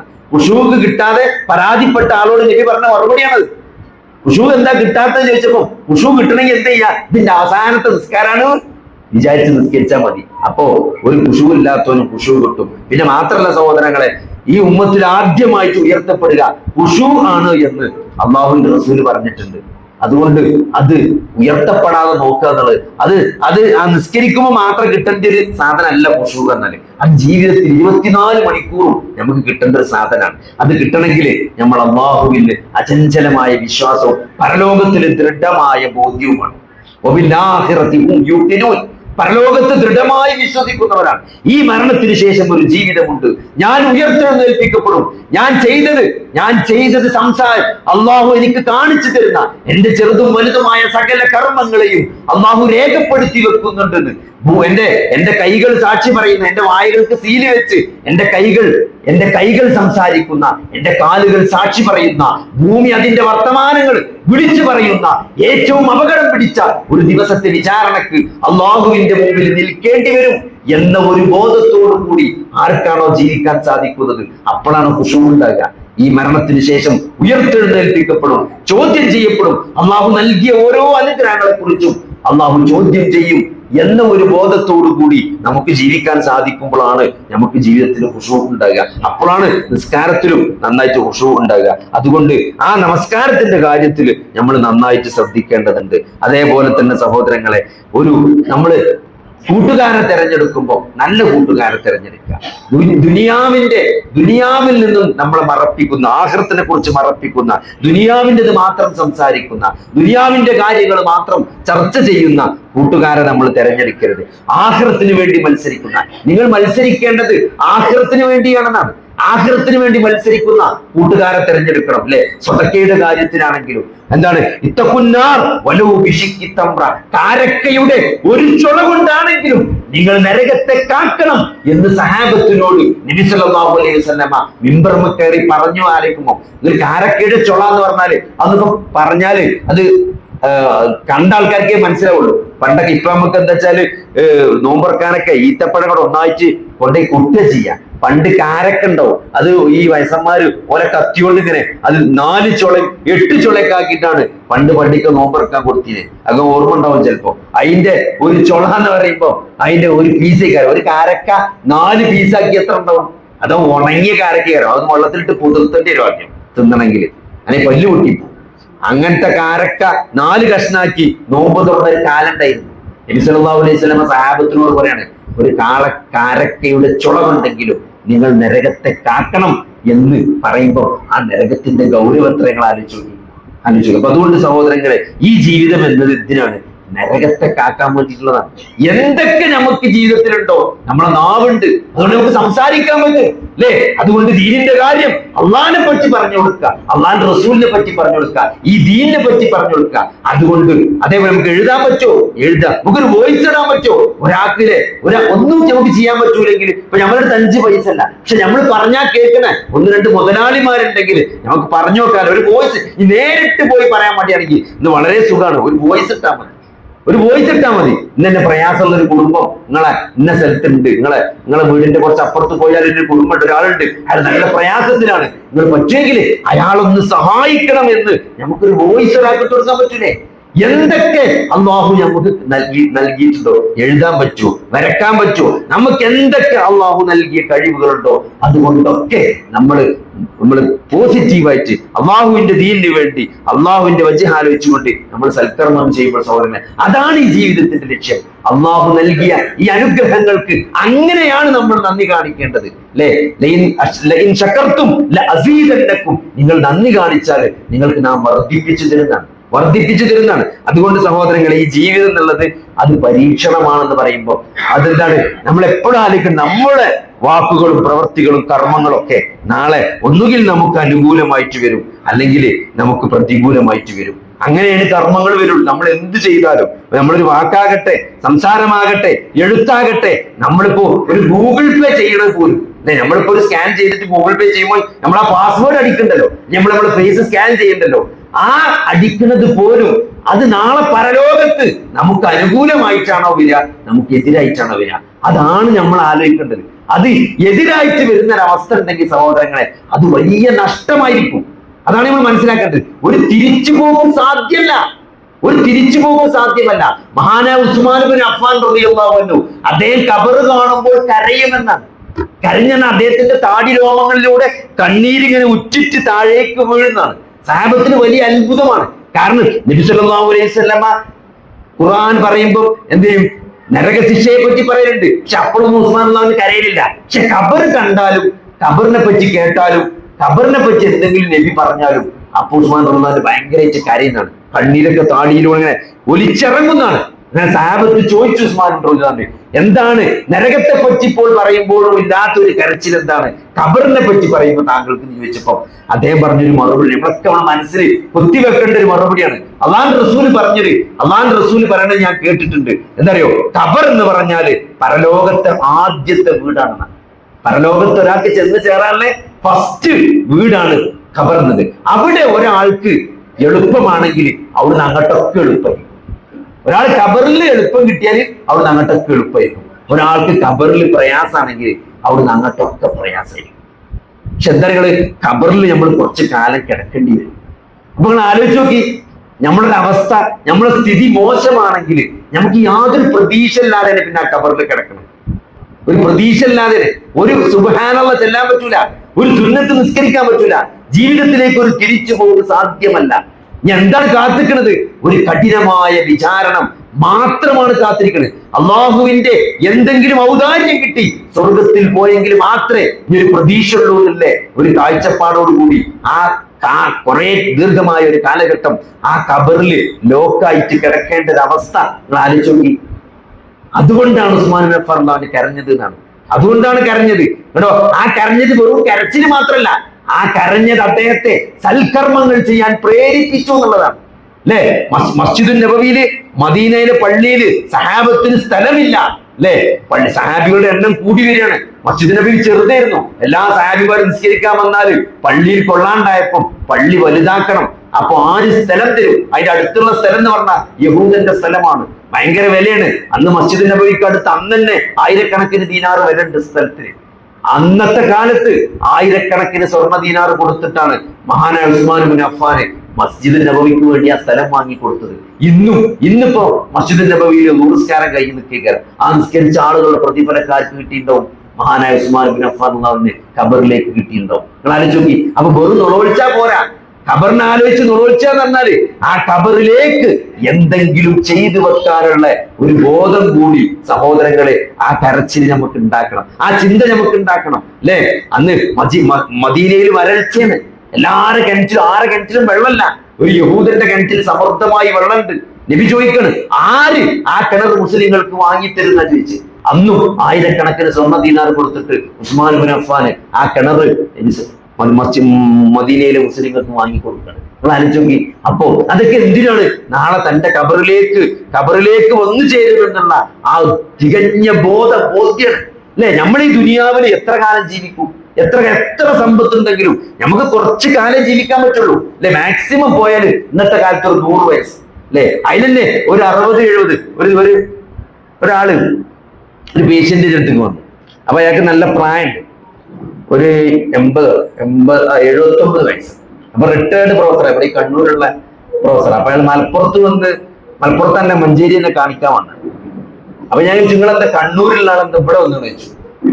അപ്പൊ അയാളിനോട് അതിന്റെ കാരണം പറഞ്ഞ, എനിക്കാകെ ഒരു മോളേ ഉള്ളൂ. അപ്പോ എന്റെ ഭാര്യ അന്ന് ഞാൻ കല്യാണം കഴിക്കുമ്പോ 10 വയസ്സ് കുറവുണ്ട്. അല്ലെങ്കിൽ പഴയ കമ്മ്യൂണിസ്റ്റുകാരനെ തോന്നുന്നു. അപ്പൊ 10 വയസ്സ് കുറവുള്ള പെണ്ണിനെ കല്യാണം കഴിക്കാൻ മൂപ്പർക്ക് യാതൊരു താല്പര്യമില്ല. ശരിയല്ല എന്ന് മൂപ്പര വിചാരിച്ചു.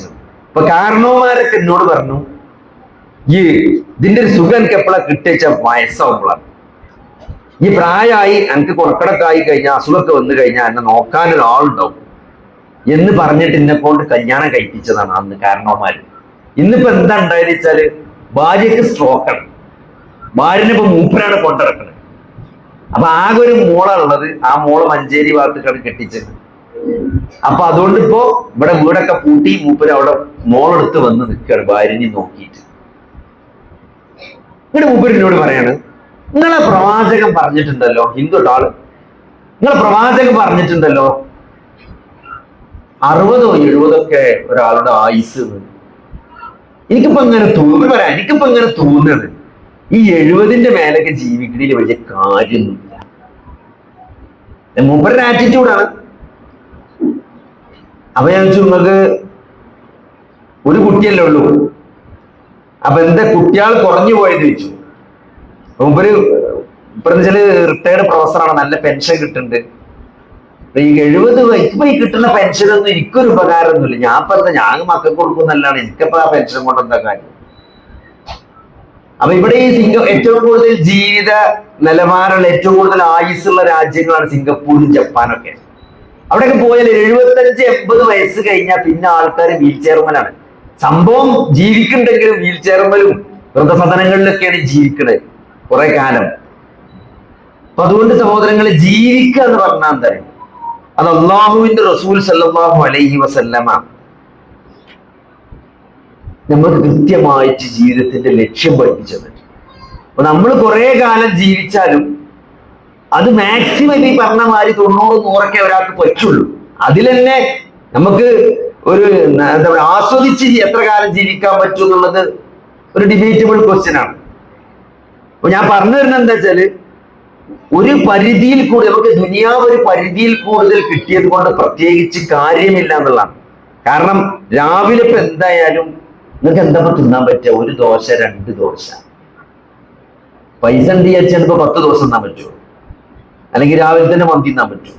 നമുക്ക് തിന്നണീന് എന്തൊരു ഒരു കണക്കില്ല. പ്രത്യേകിച്ച് പൈസ ഉള്ളവർക്ക് പ്രഷറും ഷുഗറൊക്കെ ഉണ്ടാവും, തീറ്റ തിന്നാൻ പറ്റാത്ത സ്ഥിതിയാണുള്ളത്.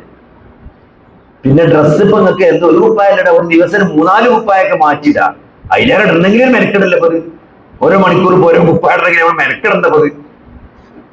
അപ്പൊ ഇത് എത്ര കിട്ടിയാലും ഇതിനൊക്കെ ഒരു പരിധി ഉണ്ട്. ഈ സോഫ്റ്റ്വെയർ കമ്പനി ആദ്യം തുടങ്ങിയ അമേരിക്കയിൽ വലിയൊരു പൈസക്കാരുണ്ട്.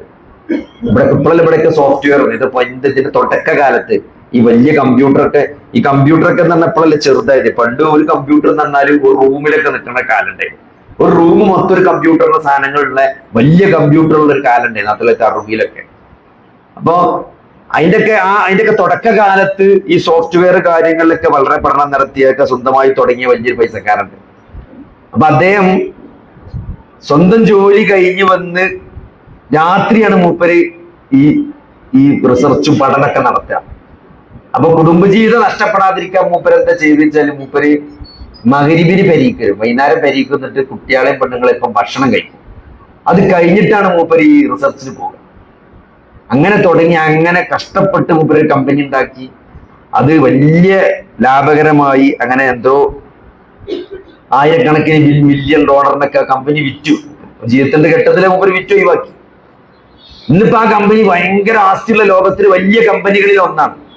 അപ്പൊ മൂപ്പരോട് ഇന്റർവ്യൂവിൽ ഒരാൾ ചോദിക്കണം, എന്നിട്ട് അന്ന് ആ കമ്പനി വിറ്റതിൽ നഷ്ടമായി എന്ന് തോന്നുന്നില്ല എന്ന്. കാരണം ഇന്നിപ്പോ ആ കമ്പനി ഇപ്പൊ നമ്മളൊരു പീടിയാ, നിങ്ങൾ വിചാരിച്ചു നിങ്ങൾക്ക് ഇവിടെ ഒരു പീടിയുണ്ട്, നിങ്ങൾ എന്ത് ചെയ്തു, നിങ്ങള് കുറച്ച് കഴിഞ്ഞപ്പോൾ നല്ല ലാഭത്തിൽ നിങ്ങൾക്ക് അന്നത്തെ കാലത്ത് നല്ല ലാഭം കിട്ടിയപ്പോൾ നിങ്ങൾ കൊടുത്തു. പിന്നെ ഒരു 15 കൊല്ലം കഴിഞ്ഞപ്പോ അതിന് ഭയങ്കര വിലയാണ്, ഭയങ്കര വലിയ സംഭവമായി. അപ്പൊ ആൾക്കാർ ചോദിക്കണം നിങ്ങൾക്ക് അതൊരു നഷ്ടമായി തോന്നില്ല. അതിന് മൂപ്പര് കൊടുത്ത മറുപടി എന്താ നിങ്ങള്, അന്ന് വിറ്റ് കിട്ടിയ പൈസ എപ്പോഴും ബാങ്ക് കിടക്കുന്നുണ്ട്. എന്റെ ഒരു 10 തലമുറ ജീവിച്ചു തീർന്നാലും ആ പൈസ തീരൂല. പിന്നെ ഇപ്പൊ ഞാനിപ്പോ അതിലേറെ പൈസ ഇട്ടിട്ട് ഇപ്പൊ എന്താ കാര്യം എന്നാ ചോദിച്ചു. അപ്പൊ അങ്ങനെ ദുനിയാവിന്റെ അവസ്ഥ എന്ന് പറഞ്ഞാൽ അതാണ്. പക്ഷെ ആദമിന്റെ മകന്റെ സ്വഭാവം എന്ന് പറഞ്ഞാല് നമ്മള് ഒന്ന് കൊടുത്താൽ പിന്നെയും കിട്ടണം എന്നുള്ളതാണ് അല്ലെ. ഒരു സ്വർണത്തിന്റെ മല ആദമിന്റെ മകന് കാണിച്ചു കൊടുത്താല് അതുകൊണ്ട് തൃപ്തിയാവില്ല എന്നാണ്. അടുത്ത മല എവിടെ എന്നാ ചോദിക്കുക. അടുത്ത മല അല്ലെ. ഒരു കഥയിലുണ്ട്, രാജാവ് ഒരു നാട്ടിൽ വന്നിട്ട് ഇവിടെ ഏറ്റവും നന്നായി മനസമാധാനത്തോടു കൂടി ജീവിക്കുന്ന ആളാരാ ചോദിക്കും. അപ്പൊ ഒരാളെ കാണിച്ചു കൊടുക്കുന്നതാണ്, ഇയാളാണ് ഈ നാട്ടിലെ ഏറ്റവും സമാധാനമുള്ള ആള്. അയാളെ സമാധാനം ഞാൻ കളയണ കാണിച്ചു തരാം. എന്നിട്ട് അയാളെ പെരന്റെ മുമ്പിൽ കൊണ്ടേക്കാണ്ട് 99 സ്വർണ്ണ നാണയുള്ള ഒരു കിഴി കൊണ്ടേക്കും. അങ്ങനെ മൂപ്പര് രാവിലെ ഇറങ്ങുമ്പോ ഒരു കിഴി 99 സ്വർണ്ണ നാണയം തുറന്നച്ചേക്കാണ്, അടച്ചേക്കല്ല തുറന്നച്ചേക്കാണ്. അങ്ങനെ മൂപ്പര് കിട്ടിയ മൂപ്പര് പിന്നെ കൺഫ്യൂഷൻ ആയി, ഒന്നാരടുത്ത് ഇതിപ്പോ ഒന്നാരടുത്തിരുന്നല്ലോ, അപ്പൊ ആർക്കും അറിയാലോ ഇപ്പൊ. അങ്ങനെ മൂപ്പര് ഉറക്കല്ലാതെ ആ ഒന്നാരടുത്ത് ആലോചിച്ചിട്ട് അങ്ങനെ ഒരാഴ്ച വന്നിട്ട് രാജാവ് വന്നിട്ട് എന്തായി അയാൾ പുറക്കല്ലാതെ നടക്കണം, ആ ഒന്നാരടുത്ത് വിചാരിച്ചിട്ട്. ഇതാണ് മനുഷ്യന്റെ ഒരു അവസ്ഥ. അപ്പൊ അതുകൊണ്ട് സഹോദരങ്ങൾ, ദുനിയാവിന്റെ പിന്നാലെ നമ്മൾ എന്ത് ചെയ്തു, ഒരു പരിധിയിൽ കൂടുതൽ പോകാൻ പാടില്ല. ദുനിയാവ് എന്തിനുള്ളതാണ് നമ്മൾ കൃത്യമായിട്ട് മനസ്സിലാക്കണം. ദുനിയാവ് ആഖിറത്തിനുള്ളതാണ്. ആഖിറത്ത് നേടാനുള്ളതാണെന്ത് ദുനിയാവ് എന്നത്. നിങ്ങൾ ഒരു വഴിക്കുൻ എന്താണ്, നിങ്ങളൊരു വഴിയാത്രക്കാരനെ പോലെ ആകണം എന്നാണ് ഇബ്നു ഉമർ പറഞ്ഞായിട്ട് പറഞ്ഞത്. നമ്മളൊരു യാത്രയിൽ ഇങ്ങനെ ഇറങ്ങുമ്പോൾ ബൈക്കൊന്ന് ചായ കുടിച്ചാൽ ഇറങ്ങൂലേ, ആ ചായ കുടിക്കാൻ ഇറങ്ങുമ്പോൾ ആ സ്ഥലത്തോട് നമുക്ക് എത്ര ബന്ധം ഉണ്ടാവും. ആ ചായ കുടി കഴിഞ്ഞാൽ നമ്മളവിടുന്ന് പോകൂലേ. അല്ലാതെ അവിടെ ഇപ്പൊ എന്ത് കാര്യമുണ്ടോ, അല്ലെങ്കിൽ ഇപ്പൊ ഒരു സ്ഥലത്തേക്ക് നമ്മള് തിരുവനന്തപുരത്തേക്ക് നമ്മൾ പേപ്പർ ശരിയാക്കാൻ വേണ്ടി പോയി, അപ്പോ അന്ന് നടന്നില്ല വിചാരിച്ച നാളെ അവിടെ ക്ലർക്ക് വരുള്ളൂ ഓഫീസിൽ, നാളെയും കൂടി നിന്നാലേ പേപ്പർ ശരിയാവുള്ളൂ എന്ന് പറഞ്ഞാൽ നമ്മൾ അവിടെ ഏറ്റവും കുറഞ്ഞ പൈസക്കൂടെ റൂം ഇട്ട് തന്നു. കാരണം എന്താ വെച്ചാൽ നമുക്കൊന്ന് ഒന്നും രണ്ടും നിർവഹിച്ചാൽ മതി അല്ലേ. നമുക്ക് അങ്ങനെ കിടന്നുറങ്ങണമെന്ന് വരെ ഉണ്ടാവില്ല. അതുപോലെ മുസാഫർ ഖാനിയിലോ അല്ലെങ്കിൽ എവിടെയെങ്കിലും ചെറിയ പൈസക്ക് ലോഡ്ജ് കിട്ടാൻ അവിടെ പോയിട്ട് റൂം എടുത്ത് ഇവിടെ നിൽക്കും. ആ റൂമിനോട് നമുക്ക് എത്ര ബന്ധം ഉണ്ടാവും. അതേപോലെയാകണം ദുനിയാവ് എന്നാണ്. അപ്പൊ അതുകൊണ്ട് അത് അള്ളാന്റെ റസൂല് പഠിപ്പിച്ചതാണ്. അള്ളാഹുവിന്റെ റസൂല് ദരിദ്രനായിരുന്നു അല്ലെ. ദുനിയാവിന് എന്തെങ്കിലും ഒരു വിലയുണ്ടെങ്കിൽ അള്ളാഹുവിന്റെ റസൂല് പണക്കാരനാകുമായിരുന്നു, അള്ളാഹുവിന്റെ റസൂല് റിച്ചാകുമായിരുന്നു, അള്ളാഹുവിന്റെ റസൂലിന് ദുനിയാവ് കൊടുക്കുമായിരുന്നു. പക്ഷേ ഈത്തപ്പനയുടെ പരുത്ത ഓലയിൽ കിടന്നുറങ്ങിയ അല്ലെ നബിന്റെ പുറം നോക്കിയിട്ട് സഹാബത്ത് ചോദിക്കാണ്, ഇങ്ങനെ ഉറങ്ങി നീച്ചപ്പോ ഈത്തപ്പനന്റെ പാട് മൊത്തം അല്ലെ. പണ്ടത്തെ കാലത്ത് നമുക്ക് ആ പായിലൊക്കെ കടന്ന് നീച്ചുമ്പോ അങ്ങനെ കാണാം, ആ പായിന്റെ മൊത്തം അടയാളം നമ്മളെ പുറത്തുണ്ടാവും. നമ്മളെ നാട്ടിലെ പായാണ് സോഫ്റ്റ് പായാണ്, ഈത്തപ്പനന്റെ പായ എന്ന കുറച്ചുകൂടി റഫ് പായാണ്. അപ്പൊ ആ പാട് കണ്ടിട്ട് സഹാബത്ത് ചോദിച്ചു, നല്ലൊരു കടക്കുണ്ടാക്കി തരട്ടെയാണ്, ഞാൻ ഈ ദുനിയാവ് എന്ത് ബന്ധമാണെന്നാ ചോദിച്ചത്. അതുകൊണ്ട് ദുനിയാവ് വേണ്ടെന്നല്ല, പക്ഷെ ദുനിയാവ് നമ്മളെ ആഖിറത്തിനെ നഷ്ടപ്പെടുത്താൻ സമ്മതിക്കരുത്. എപ്പോഴും അത് നമുക്ക് വ്യക്തമായ ബോധം വേണം. അതിൽ സഹോദരങ്ങളെ, അതിനനുസരിച്ചുള്ള ജീവിതം നമ്മൾ ജീവിക്കണം. ആ ജീവിതം നമ്മളെ മക്കൾക്ക് നമ്മളെ പൈതൃകമായി നമ്മൾ കൊടുക്കേണ്ടതാണ്. എന്റെ വാപ്പ എങ്ങനെയായിരുന്നു, എന്റെ വാപ്പ ഇത്രയൊക്കെ സമ്പത്തുണ്ടെങ്കിലും ആ സമ്പത്തിനോടുള്ള ഒരു ആറ്റിറ്റ്യൂഡ് എന്റെ വാപ്പാന്റെ ഇതായിരുന്നു എന്ന് മനസ്സിലാക്കാൻ നമ്മുടെ മക്കൾക്ക് സാധിക്കേണ്ടതുണ്ട്. അതാണ് നമ്മൾ മക്കൾക്ക് നൽകേണ്ട പൈതൃകം. അതാണ് അല്ലെ. പ്രവാചകന്മാർ അവരുടെ മക്കൾക്ക് നൽകിയ ലിഗസി എന്താണ് അല്ലെ. യാക്കൂബ് നബിക്ക് മരണമാസന്നമായ സന്ദർഭത്തിൽ നിങ്ങൾ അവിടെ ഹാജരുണ്ടായിരുന്നു എന്നാണ് അള്ളാഹ് ചോദിക്കുന്നത്. എന്താണ് യാക്കൂബ് നബി പറഞ്ഞത്? യാക്കൂബ് നബി എന്താ പറഞ്ഞത് അല്ലെ? വലിയ മൂത്ത മകന് ആ മട്ടന്നൂർ അങ്ങാടിയിലുള്ള ആ സ്റ്റാൻഡിന്റെ ബാക്കിലുള്ള 10 സെന്റ് കൊടുക്കണം, അല്ലെ ചെറിയ മോക്കത് കൊടുക്കണം. അങ്ങനല്ല വസിയത്ത് കൊടുത്തത്. എല്ലാവരെയും വിളിച്ചിട്ട് യാക്കൂബ് നബി ചോദിച്ചെന്താണ്, എനിക്ക് ശേഷം നിങ്ങൾ ആരെയാണ് ആരാധിക്കാന്ന് വെച്ച്.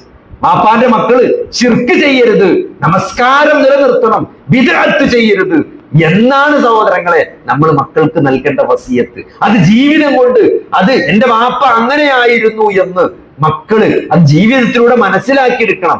അതാണ് നമ്മൾ അനന്തരാവകാശമായി നൽകേണ്ട പൈതൃകം. അതാണ്. അതുകൊണ്ട് ഒരു വിശ്വാസിയെ സംബന്ധിച്ചിടത്തോളം നമ്മൾ ജീവിതത്തിൽ നിലനിർത്തേണ്ട കാര്യങ്ങൾ ഒന്ന് ഈ തൗഹീദ് തന്നെയാണ്. 2 തൗഹീദ്, ശിർക്കില്ലാത്തൊരു ജീവിതം, പിന്നെ ബിദ്അത്തില്ലാത്ത ആചാരങ്ങൾ. നബി സല്ലല്ലാഹു അലൈഹി വസല്ലമ 23 വർഷം സഹാബത്തിന്റെ ഇടയിൽ ജീവിച്ച് സ്വർഗത്തിലേക്ക് അടുപ്പിക്കുന്ന മുഴുവൻ കാര്യങ്ങളും ആ പ്രവാചകൻ പഠിപ്പിച്ചിട്ടുണ്ട്.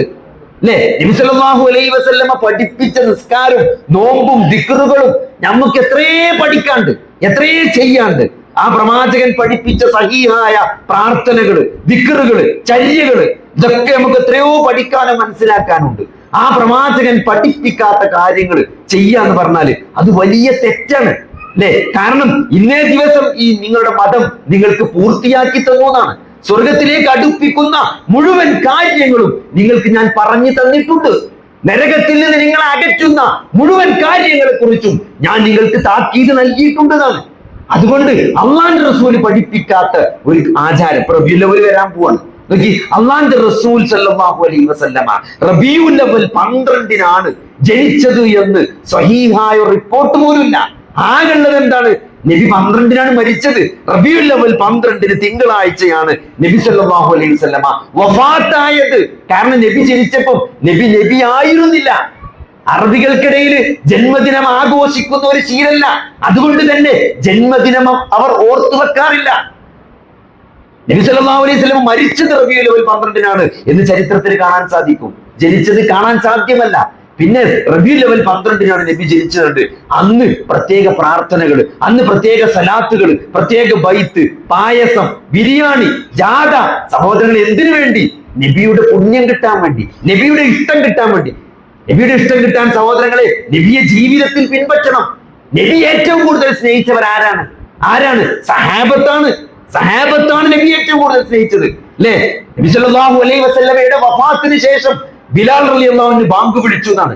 അഷ്ഹദു അന്ന മുഹമ്മദർ റസൂലുള്ളാഹ് എന്ന് ചൊല്ലിയപ്പോൾ ആ മുഹമ്മദ് എന്ന് പേര് ചരിക്കാൻ പറ്റാതെ ബിലാൽ ബാങ്ക് നിർത്തിയതാണ്. ബിലാൽ ബാങ്ക് നിർത്തി. പിന്നെ ബിലാൽ ബാങ്ക് വിളിച്ചിട്ടില്ല. അഷ്ഹദു അന്ന മുഹമ്മദർ റസൂലുള്ളാഹ് എന്നതിലെ മുഹമ്മദ് എന്ന പേര് ഉച്ചരിക്കാൻ കഴിയാത്തത് കൊണ്ട് പിന്നീട് ബിലാൽ ബാങ്ക് വിളിച്ചിട്ടില്ല. ആ ബിലാൽ സ്നേഹിക്കുന്നത് പോലെ നിങ്ങൾ ആരെങ്കിലും നബിയെ സ്നേഹിച്ചിട്ടുണ്ടോ? ഇല്ല. ആ ബിലാല് റബീഉൽ അവ്വൽ 12-ന് ജാഥ നടത്തിയിട്ടില്ല. റബീഉൽ അവ്വൽ 12-ന് ഒരു സലാത്ത് പോലും ചൊല്ലിയിട്ടില്ല.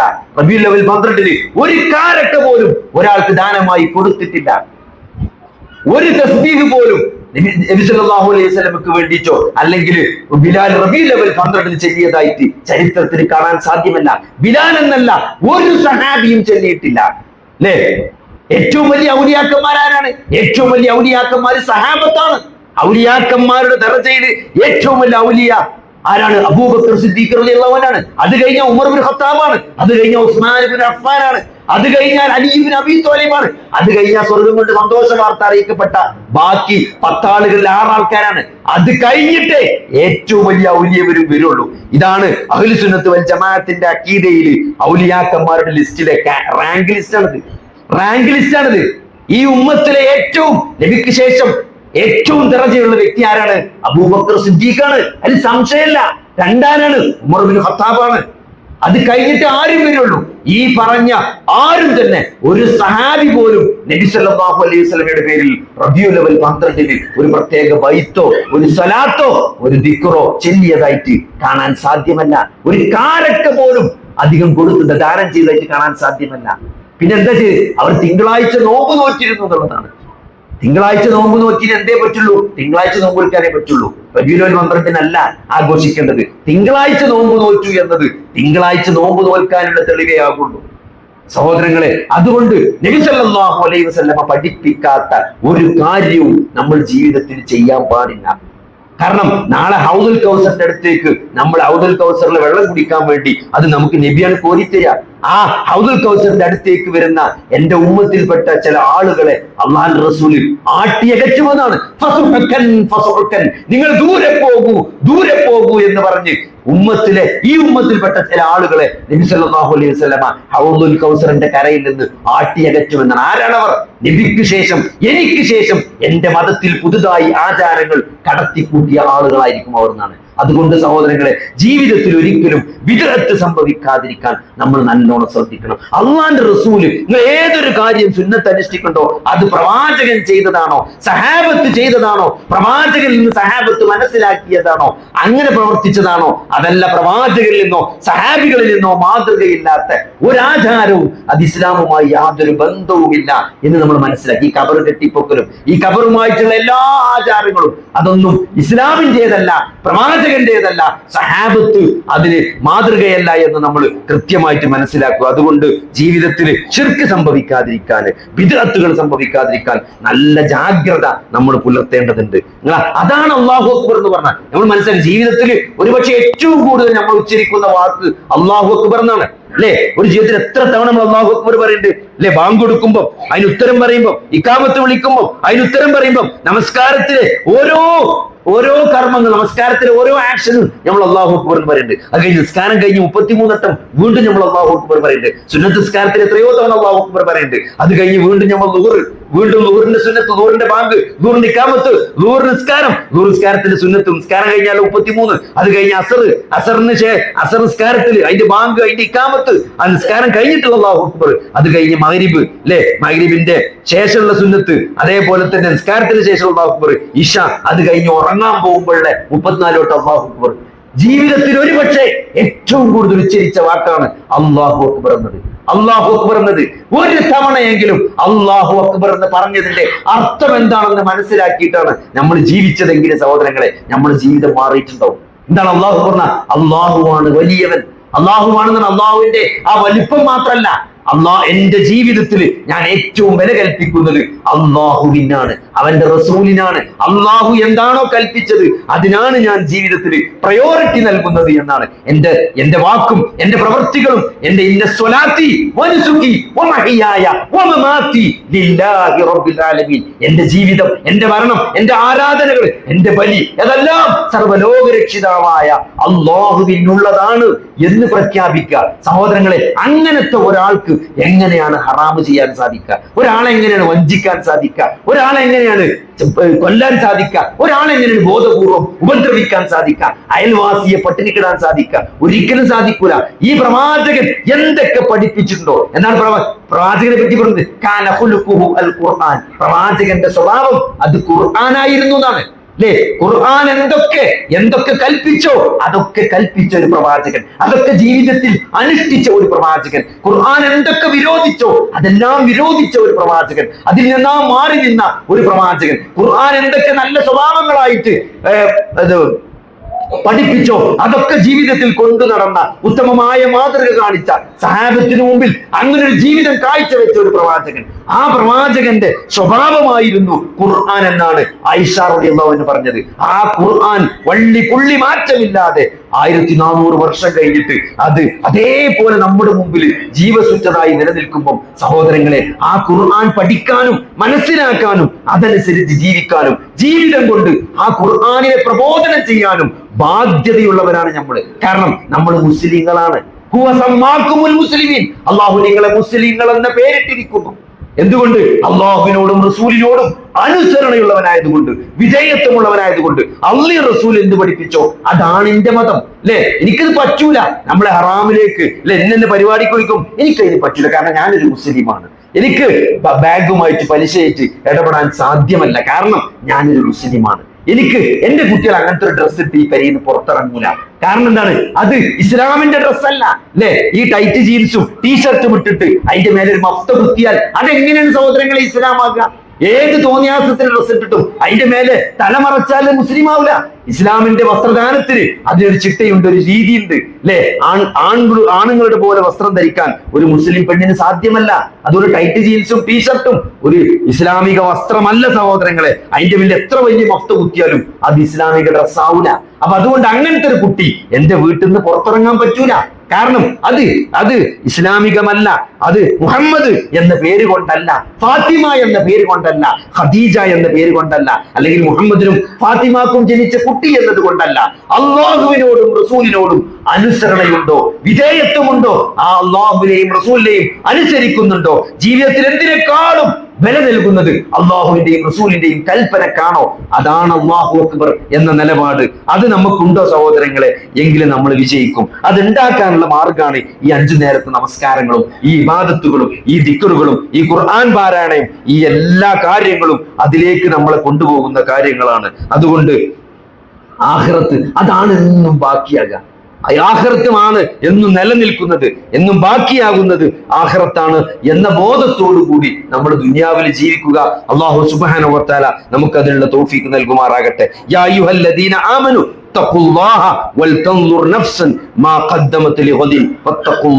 നിങ്ങൾ അല്ലാഹുവിനെ സൂക്ഷിക്കണം. വിശുദ്ധ ഖുർആനില് എന്താണ്? സത്യവിശ്വാസികളെ, നിങ്ങൾ അല്ലാഹുവിനെ സൂക്ഷിക്കണം. നിങ്ങളെ നാളേക്ക് വേണ്ടി എന്താണ് നിങ്ങൾ ഒരുക്കി വെച്ചിട്ടുള്ളത് എന്നാണ് അല്ലാഹു സുബ്ഹാനഹു വ തആല ചോദിക്കുന്നത്. നാളേക്ക് വേണ്ടി എന്താണ്? നാളെ എന്നത് ഒരു യാഥാർത്ഥ്യമാണ് അല്ലെ? നാളെ എന്നത് ഇപ്പൊ നാളെ തിങ്കളാഴ്ചയാണ്, നാളെ ജോലിക്ക് പോകണം. നമ്മുടെ മനസ്സിൽ അത്രയും രൂഢമൂലമായ സംഗതിയാണ്. നാളെ തിങ്കളാഴ്ചയാണ്, ആർക്കാ സംശയമുള്ളത്? ഒരു സംശയമില്ല. നാളെ തിങ്കളാഴ്ചയാണ്, നീ ഞായറാഴ്ചയാണ്, നാളെ തിങ്കളാഴ്ചയാണ്. അപ്പൊ നാളേക്ക് വേണ്ടി നിങ്ങൾ എന്താണ് തയ്യാറാക്കി വെച്ചിട്ടുള്ളത് എന്ന അള്ളാഹുവിന്റെ ചോദ്യമുണ്ട്. അത് വല്ലാത്തൊരു ചോദ്യമാണ്. ആ നാളെ എന്ന് പറയുന്ന സഹോദരങ്ങളെ, അത് മരണത്തിന് ശേഷമുള്ള മരണാനന്തര ജീവിതമാണ് അല്ലെ? ഏത് സമയവും ഏത് സന്ദർഭത്തിലും എപ്പോഴാണ് ഈ ജീവിതം അവസാനിക്കുക? അത് ഒരുപക്ഷെ നടത്തത്തിലാകാം, ഇരുത്തത്തിലാകാം, ഉറക്കത്തിലാകാം. ഒരാൾക്കും അയാളുടെ ആയുസ് എത്ര കാലം ഇവിടെ ബാക്കിയാകുന്നു ഒരാൾക്കും തന്നെ പറയാൻ സാധ്യമല്ല. അതുകൊണ്ട് ആ നാളെ എല്ലാവർക്കും ഉറപ്പുള്ള മരണം എന്ന ഏറ്റവും ഉറപ്പുള്ള കാര്യമാണ്. ഒരു സംശയമില്ലാത്ത കാര്യമാണ് നമ്മുടെ മരണം എന്നത്. ആ മരണത്തിന് ശേഷമുള്ള ജീവിതത്തിൽ എന്താണ് നമ്മൾ തയ്യാറാക്കി വെച്ചിട്ടുള്ളത് എന്ന് നമ്മൾ ഓരോരുത്തരും മൂലി ആലോചിക്കേണ്ടതുണ്ട്. നബി സല്ലല്ലാഹു അലൈഹി വസല്ലമ ഒരു ഖബറിന്റെ അരികിലൂടെ ഇങ്ങനെ സഹാബത്തായിട്ട് കടന്നു പോകുകയാണ് അല്ലെ? നമുക്കറിയാം, നമ്മളെ ഖബർസ്ഥാനിൽ നമ്മൾ നടന്നു പോകുമ്പോൾ നമുക്കറിയാൻ പറ്റും പുതിയ ഖബർ ഏതാണ് എന്ന്. ആ ഖബർസ്ഥാനിൽ നടന്നു പോകുന്ന ഏതൊരാൾക്കും മനസ്സിലാവും ഇവിടെ പുതിയ ഖബർ ഏതാണ്. കാരണം ആ മണ്ണിന് നല്ലൊരു ചുവപ്പ് കളർ ഉണ്ടാവും, ആ മണ്ണിന് ചെറിയൊരു നനവുണ്ടാവും അല്ലെ? അത് ഒരു പുതിയ ഖബർ കണ്ടാൽ മനസ്സിലാകാത്ത ഒരാളുമില്ല. വളരെ റീസെന്റ് ആയി മറവ് ചെയ്യപ്പെട്ട ഒരു ഖബറിന്റെ അരികിലൂടെ അല്ലാഹുവിന്റെ റസൂൽ സല്ലല്ലാഹു അലൈഹി വസല്ലമ കടന്നുപോയത് അബൂ ഹുറൈറ എന്ന് പറയാണ്. അപ്പൊ ഒരു ഖബറിന്റെ അടുത്ത് എത്തിയപ്പോൾ നബിയോട് നിന്നതാണ്. ഈ ഖബറാളി ഇപ്പോൾ എന്താണ് ആഗ്രഹിച്ചു കൊണ്ടിരിക്കുന്നത് എന്ന് നിങ്ങൾക്കറിയുമോ എന്ന് ചോദിക്കാം. അപ്പൊ സഹാബത്ത് പറഞ്ഞു, ഞങ്ങൾക്കറിയില്ല. എന്താണ് ആ ഖബറാളി ഇപ്പോൾ ആഗ്രഹിക്കുന്നത്? നിങ്ങൾക്ക് ബാക്കിയുള്ള ദുനിയാവിൽ അല്ലെ? അയാൾക്ക് ഇനി ദുനിയാവ് ബാക്കില്ല. അയാൾ ഖബറാളിക്ക് ഇനി ദുനിയാവ് ബാക്കില്ല. അയാളുടെ ദുനിയാവ് ലോക്കായി, അയാൾ ദുനിയാവ് സീൽ ചെയ്തു, അയാൾ വിചാരണ കാത്ത് ഖബറിൽ കിടക്കുകയാണ്. നിങ്ങൾക്ക് ബാക്കിയുള്ള നിങ്ങളുടെ ദുനിയാവിൽ അയാൾക്ക് ഏറ്റവും പ്രിയപ്പെട്ടത് 2 റക്അത്ത് സുന്നത്ത് നമസ്കാരമാണ് എന്ന് അയാൾ മനസ്സിലാക്കിയിരിക്കണം. ദുനിയാവിൽ ഏറ്റവും വിലയുള്ളത് എന്തിനാണ്? 2 റക്അത്ത് സുന്നത്ത് നിസ്കാരത്തിനാണ് എന്ന് ആ ഖബറാളി മനസ്സിലാക്കി കിടക്കുകയാണ്. പക്ഷെ അയാൾക്ക് ഒന്നും ചെയ്യാൻ തന്നെ. നമ്മക്കാണ് ചെയ്യാനുള്ളത്, നമ്മക്കാണ് പറഞ്ഞു തന്നത്, സഹാബത്തിനാണ് പറഞ്ഞു കൊടുത്തത്. സഹാബത്ത് താബീങ്ങൾക്ക് പറഞ്ഞെടുത്തു. 1400 വർഷമായിട്ട് അത് നമ്മളടുത്തേക്ക് എത്തിയതിനാണ്. നമുക്കാണ് ഇപ്പൊ എന്തെങ്കിലും ചെയ്യാനുള്ള അവസരമുള്ളത് ഈ ജീവിച്ചിരിക്കുന്ന നമുക്ക്. അതുകൊണ്ട് സഹോദരങ്ങളെ, 2 റക്അത്ത് സുന്നത്ത് നമസ്കാരത്തിന്റെ വില മനസ്സിലാകുന്ന ഒരു നിമിഷം ഖബറിൽ നമുക്ക് വരും. പക്ഷേ അന്ന് സുന്നത്ത് നിസ്കരിക്കാൻ തിരിച്ചു പോകാനോ ഒരു സുബ്ഹാനല്ലാഹ് ചെല്ലാനോ ഒരു അല്ലാഹു അക്ബർ ചെല്ലാനോ പറ്റാത്ത ഒരു രീതിയിൽ ലോക്കാക്കിപ്പെട്ട് കിടക്കുന്ന ഒരു ആ സന്ദർഭത്തിൽ ഒന്നും ചെയ്യാൻ പറ്റില്ല. അതുകൊണ്ട് എന്തെങ്കിലും ചെയ്യാനുള്ളത് അതിപ്പോഴാണ് എന്ന് മനസ്സിലാക്കിക്കൊണ്ട് നമ്മൾ ജീവിതത്തെ ക്രമപ്പെടുത്തുക. അള്ളാഹു റസൂലും പറഞ്ഞതിന്റെ അപ്പുറത്തേക്ക് നമ്മൾ എന്ത് ചെയ്യരുത്? നമ്മൾ അള്ളാഹുവിന്റെ റസൂലിനെ കൽപ്പന ധിക്കരിക്കുന്ന ഒരവസ്ഥ ഉണ്ടാകരുത്. കഴിയുന്ന പരമാവധി അള്ളാഹുവിന്റെ കൽപ്പനകൾ പാലിച്ചുകൊണ്ട് ജീവിക്കുക. അള്ളാഹുവിന്റെ കൽപ്പനകൾ ഒരു തരത്തിലും ധിക്കരിക്കാതെ ജീവിക്കാൻ ശ്രദ്ധിക്കുക. അള്ളാഹുവിൽ ഒരു കാരണവശാലും പങ്കു ചേർക്കാതെ, വിദഅത്തുകൾ വന്നു പോകാതെ, പരമാവധി സുന്നത്തുകൾ ഫർളുകൾ മുഴുവൻ പാലിച്ചുകൊണ്ട് പരമാവധി സുന്നത്തുകൾ ചേർത്ത് പിടിച്ചുകൊണ്ട് ജീവിക്കാൻ ശ്രമിക്കുക. അള്ളാഹു സുബ്ഹാനഹു വ തആല തൗഫീഖ് നൽകുമാറാകട്ടെ. അപ്പൊ അള്ളാഹു സുബ്ഹാനഹു വ തആല ഇതിനു വേണ്ടി ഈ കൃത്യമായിട്ട് ദീന് ഈ ഖുർആനിലൂടെയാണ് അല്ലാഹുവിന്റെ റസൂൽ ദീൻ പഠിപ്പിച്ചത്. ഖുർആൻ ഇങ്ങനെ 23 വർഷം നബി ജീവിതത്തിന്റെ വ്യത്യസ്ത സന്ദർഭങ്ങളിൽ സഹാബത്തിന് ഇങ്ങനെ ഓതി കൊടുത്തിട്ടാണ്. ആ സഹാബത്ത് ആ ഖുർആൻ യുഅല്ലിമുൽ കിതാബ വൽ ഹിക്മ എന്നാണ്, ആ കിതാബ് പഠിപ്പിച്ചു എന്നാണ് പറഞ്ഞത്. അതേപോലെ ആ കിതാബിന്റെ പ്രായോഗികമായ കാര്യങ്ങളാണ് ഹദീസ്, അത് ആ സഹാബത്തിന് പഠിപ്പിച്ചു എന്നാണ്. അപ്പോ അവര് ആ മാറ്റം സഹാബത്തിന് ഉണ്ടായത് ഈ ഖുർആൻ കൊണ്ടാണ്. ആ ഖുർആൻ ഇന്നും അതേപോലെ നിലനിൽക്കുകയാണ്. അതുകൊണ്ട് ആ ഖുർആൻ നമ്മൾ പഠിക്കാൻ ശ്രദ്ധിക്കണം.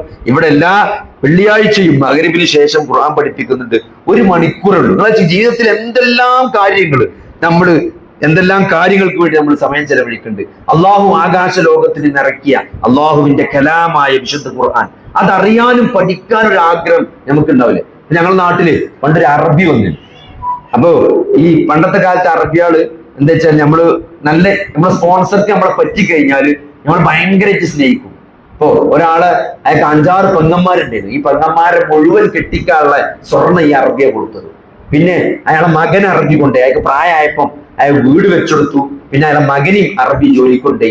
അങ്ങനത്തെ ഒരു അറബി ആ മകന്റെ കല്യാണത്തിന് വരുമ്പോ ആലോചിച്ച് നോക്കി. അതായത് ആ കല്യാണത്തിന് നാട്ടിലേക്ക് അറബി കല്യാണം കൂടാൻ വന്നിട്ടാണ്. ആ അറബി അവിടെ ഇങ്ങനെ വന്നിരിക്കുമ്പോ ആ വീട്ടിലെ ഉമ്മാമ, ആ ഉമ്മാമാന്റെ 6 പെൺകുട്ടികളെ കെട്ടിച്ചുള്ള സ്വർണം കൊടുത്ത അറബിയാണ് വന്നത്. ആ അമ്മാമാന്റെ മകന് വീട് വെക്കാൻ പൈസ കൊടുത്ത അറബിയാണ് ഈ വന്നിക്കണ്. ആ അമ്മാമാന്റെ പേരക്കുട്ടിക്ക് ജോലി കൊടുത്ത അറബിയാണ് ഈ വന്നിക്കണ്. അപ്പൊ ആ അറബി ഇങ്ങനെ പൂങ്കത്തിരുന്നിട്ട് ഇയാളോട് എന്തൊക്കെ അങ്ങനെ കുശലം പറയാണ്. അപ്പൊ ഉമ്മാമ കഴിഞ്ഞ് വന്നിട്ട് മോനോട് ചോദിക്കാണ്, എന്താണ് അറബി എന്നോട് പറഞ്ഞത്? എന്താണ് അറബി എന്നോട് പറഞ്ഞത്? എന്താ വെച്ചാൽ അറബിനോടുള്ള ഇഷ്ടം കൊണ്ടാണ്. അത്രയും സഹായിച്ച ആ അറബി എന്താ പറയണെന്നൊക്കെ അറിയാൻ ഉമ്മാമാക്കുള്ള ആഗ്രഹമാണ്. എന്താണ് അറബി എന്നോട് പറഞ്ഞത്?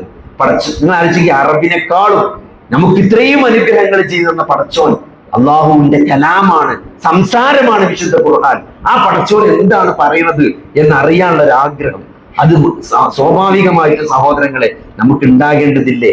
അതാണ് വിശുദ്ധ ഖുർആൻ. അത് അറിയാനും പഠിക്കാനുള്ള മാർഗമാണ് നമ്മൾ ഇവിടെ ഈ ചെയ്തിരിക്കുന്നത്. എല്ലാ വെള്ളിയാഴ്ചയും മഗ്‌രിബിന് ശേഷമാണ്. അപ്പൊ അതുകൊണ്ട് പരമാവധി ആളുകൾ അതിൽ പങ്കെടുക്കണം. കാരണം നാളെ പടച്ചോന്റെ മുമ്പിൽ എന്ത് കാരണമാണ്, ഉദറാണ് അല്ലാഹുവിന്റെ കലാമ് പഠിക്കാതിരിക്കാൻ നമുക്ക് പറയാനുള്ളത്? നമുക്ക് അല്ലാഹു ആരോഗ്യം തന്നു, സമ്പത്ത് തന്നു, അറിവ് തന്നു, അതിനുള്ള എല്ലാ കഴിവും തന്നു, ബാക്കിയുള്ള എല്ലാ കാര്യങ്ങളും നമ്മൾ മനസ്സിലാക്കി. പക്ഷെ ഖുർആൻ മാത്രം നമ്മൾ അറിഞ്ഞില്ല, പഠിച്ചില്ല എന്ന് പറയാൻ എന്താ സഹോദരൻ? നാളെ അല്ലാഹുവിന്റെ മുമ്പിൽ എങ്ങനെയാണ് നമ്മൾ അതിന് അപ്പൊ അത് ബോധിപ്പിക്കുക? അത് നമ്മൾ വളരെ സീരിയസ് ആയിട്ട് തന്നെ ആലോചിക്കേണ്ടതുണ്ട്. അതുകൊണ്ട് ഇത്തരത്തിലുള്ള ദീൻ പഠിക്കാനുള്ള സംരംഭങ്ങൾ പരമാവധി നമ്മൾ ഓൺലൈനായിട്ട് ഓഫ്ലൈനായിട്ട് ഒക്കെ സംവിധാനങ്ങളുണ്ട്, അതൊക്കെ പരമാവധി ഉപയോഗപ്പെടുത്താൻ അള്ളാഹു നമുക്ക് തൗഫീഖ് നൽകുമാറാകട്ടെ. റബ്ബനാ ആതിനാ ഫിദ്ദുനിയ ഹസനതൻ വഫിൽ ആഖിറതി ഹസനതൻ വഖിനാ അദാബന്നാർ. അല്ലാഹുമ്മ ഗഫിർ ലിൽ മുഅ്മിനീന വൽ മുഅ്മിനാത്ത് വൽ മുസ്ലിമീന വൽ മുസ്ലിമാത്ത്. അല്ലാഹുമ്മ അഇസ്സൽ ഇസ്ലാമ വൽ മുസ്ലിമീൻ വഅദില്ല الشرك والمشركين. ربنا ظلمنا أنفسنا وإن لم تغفر لنا وترحمنا لنكونن من الخاسرين. آمين آمين برحمتك يا أرحم الراحمين. اللهم صل على محمد وعلى آل محمد والحمد لله رب العالمين.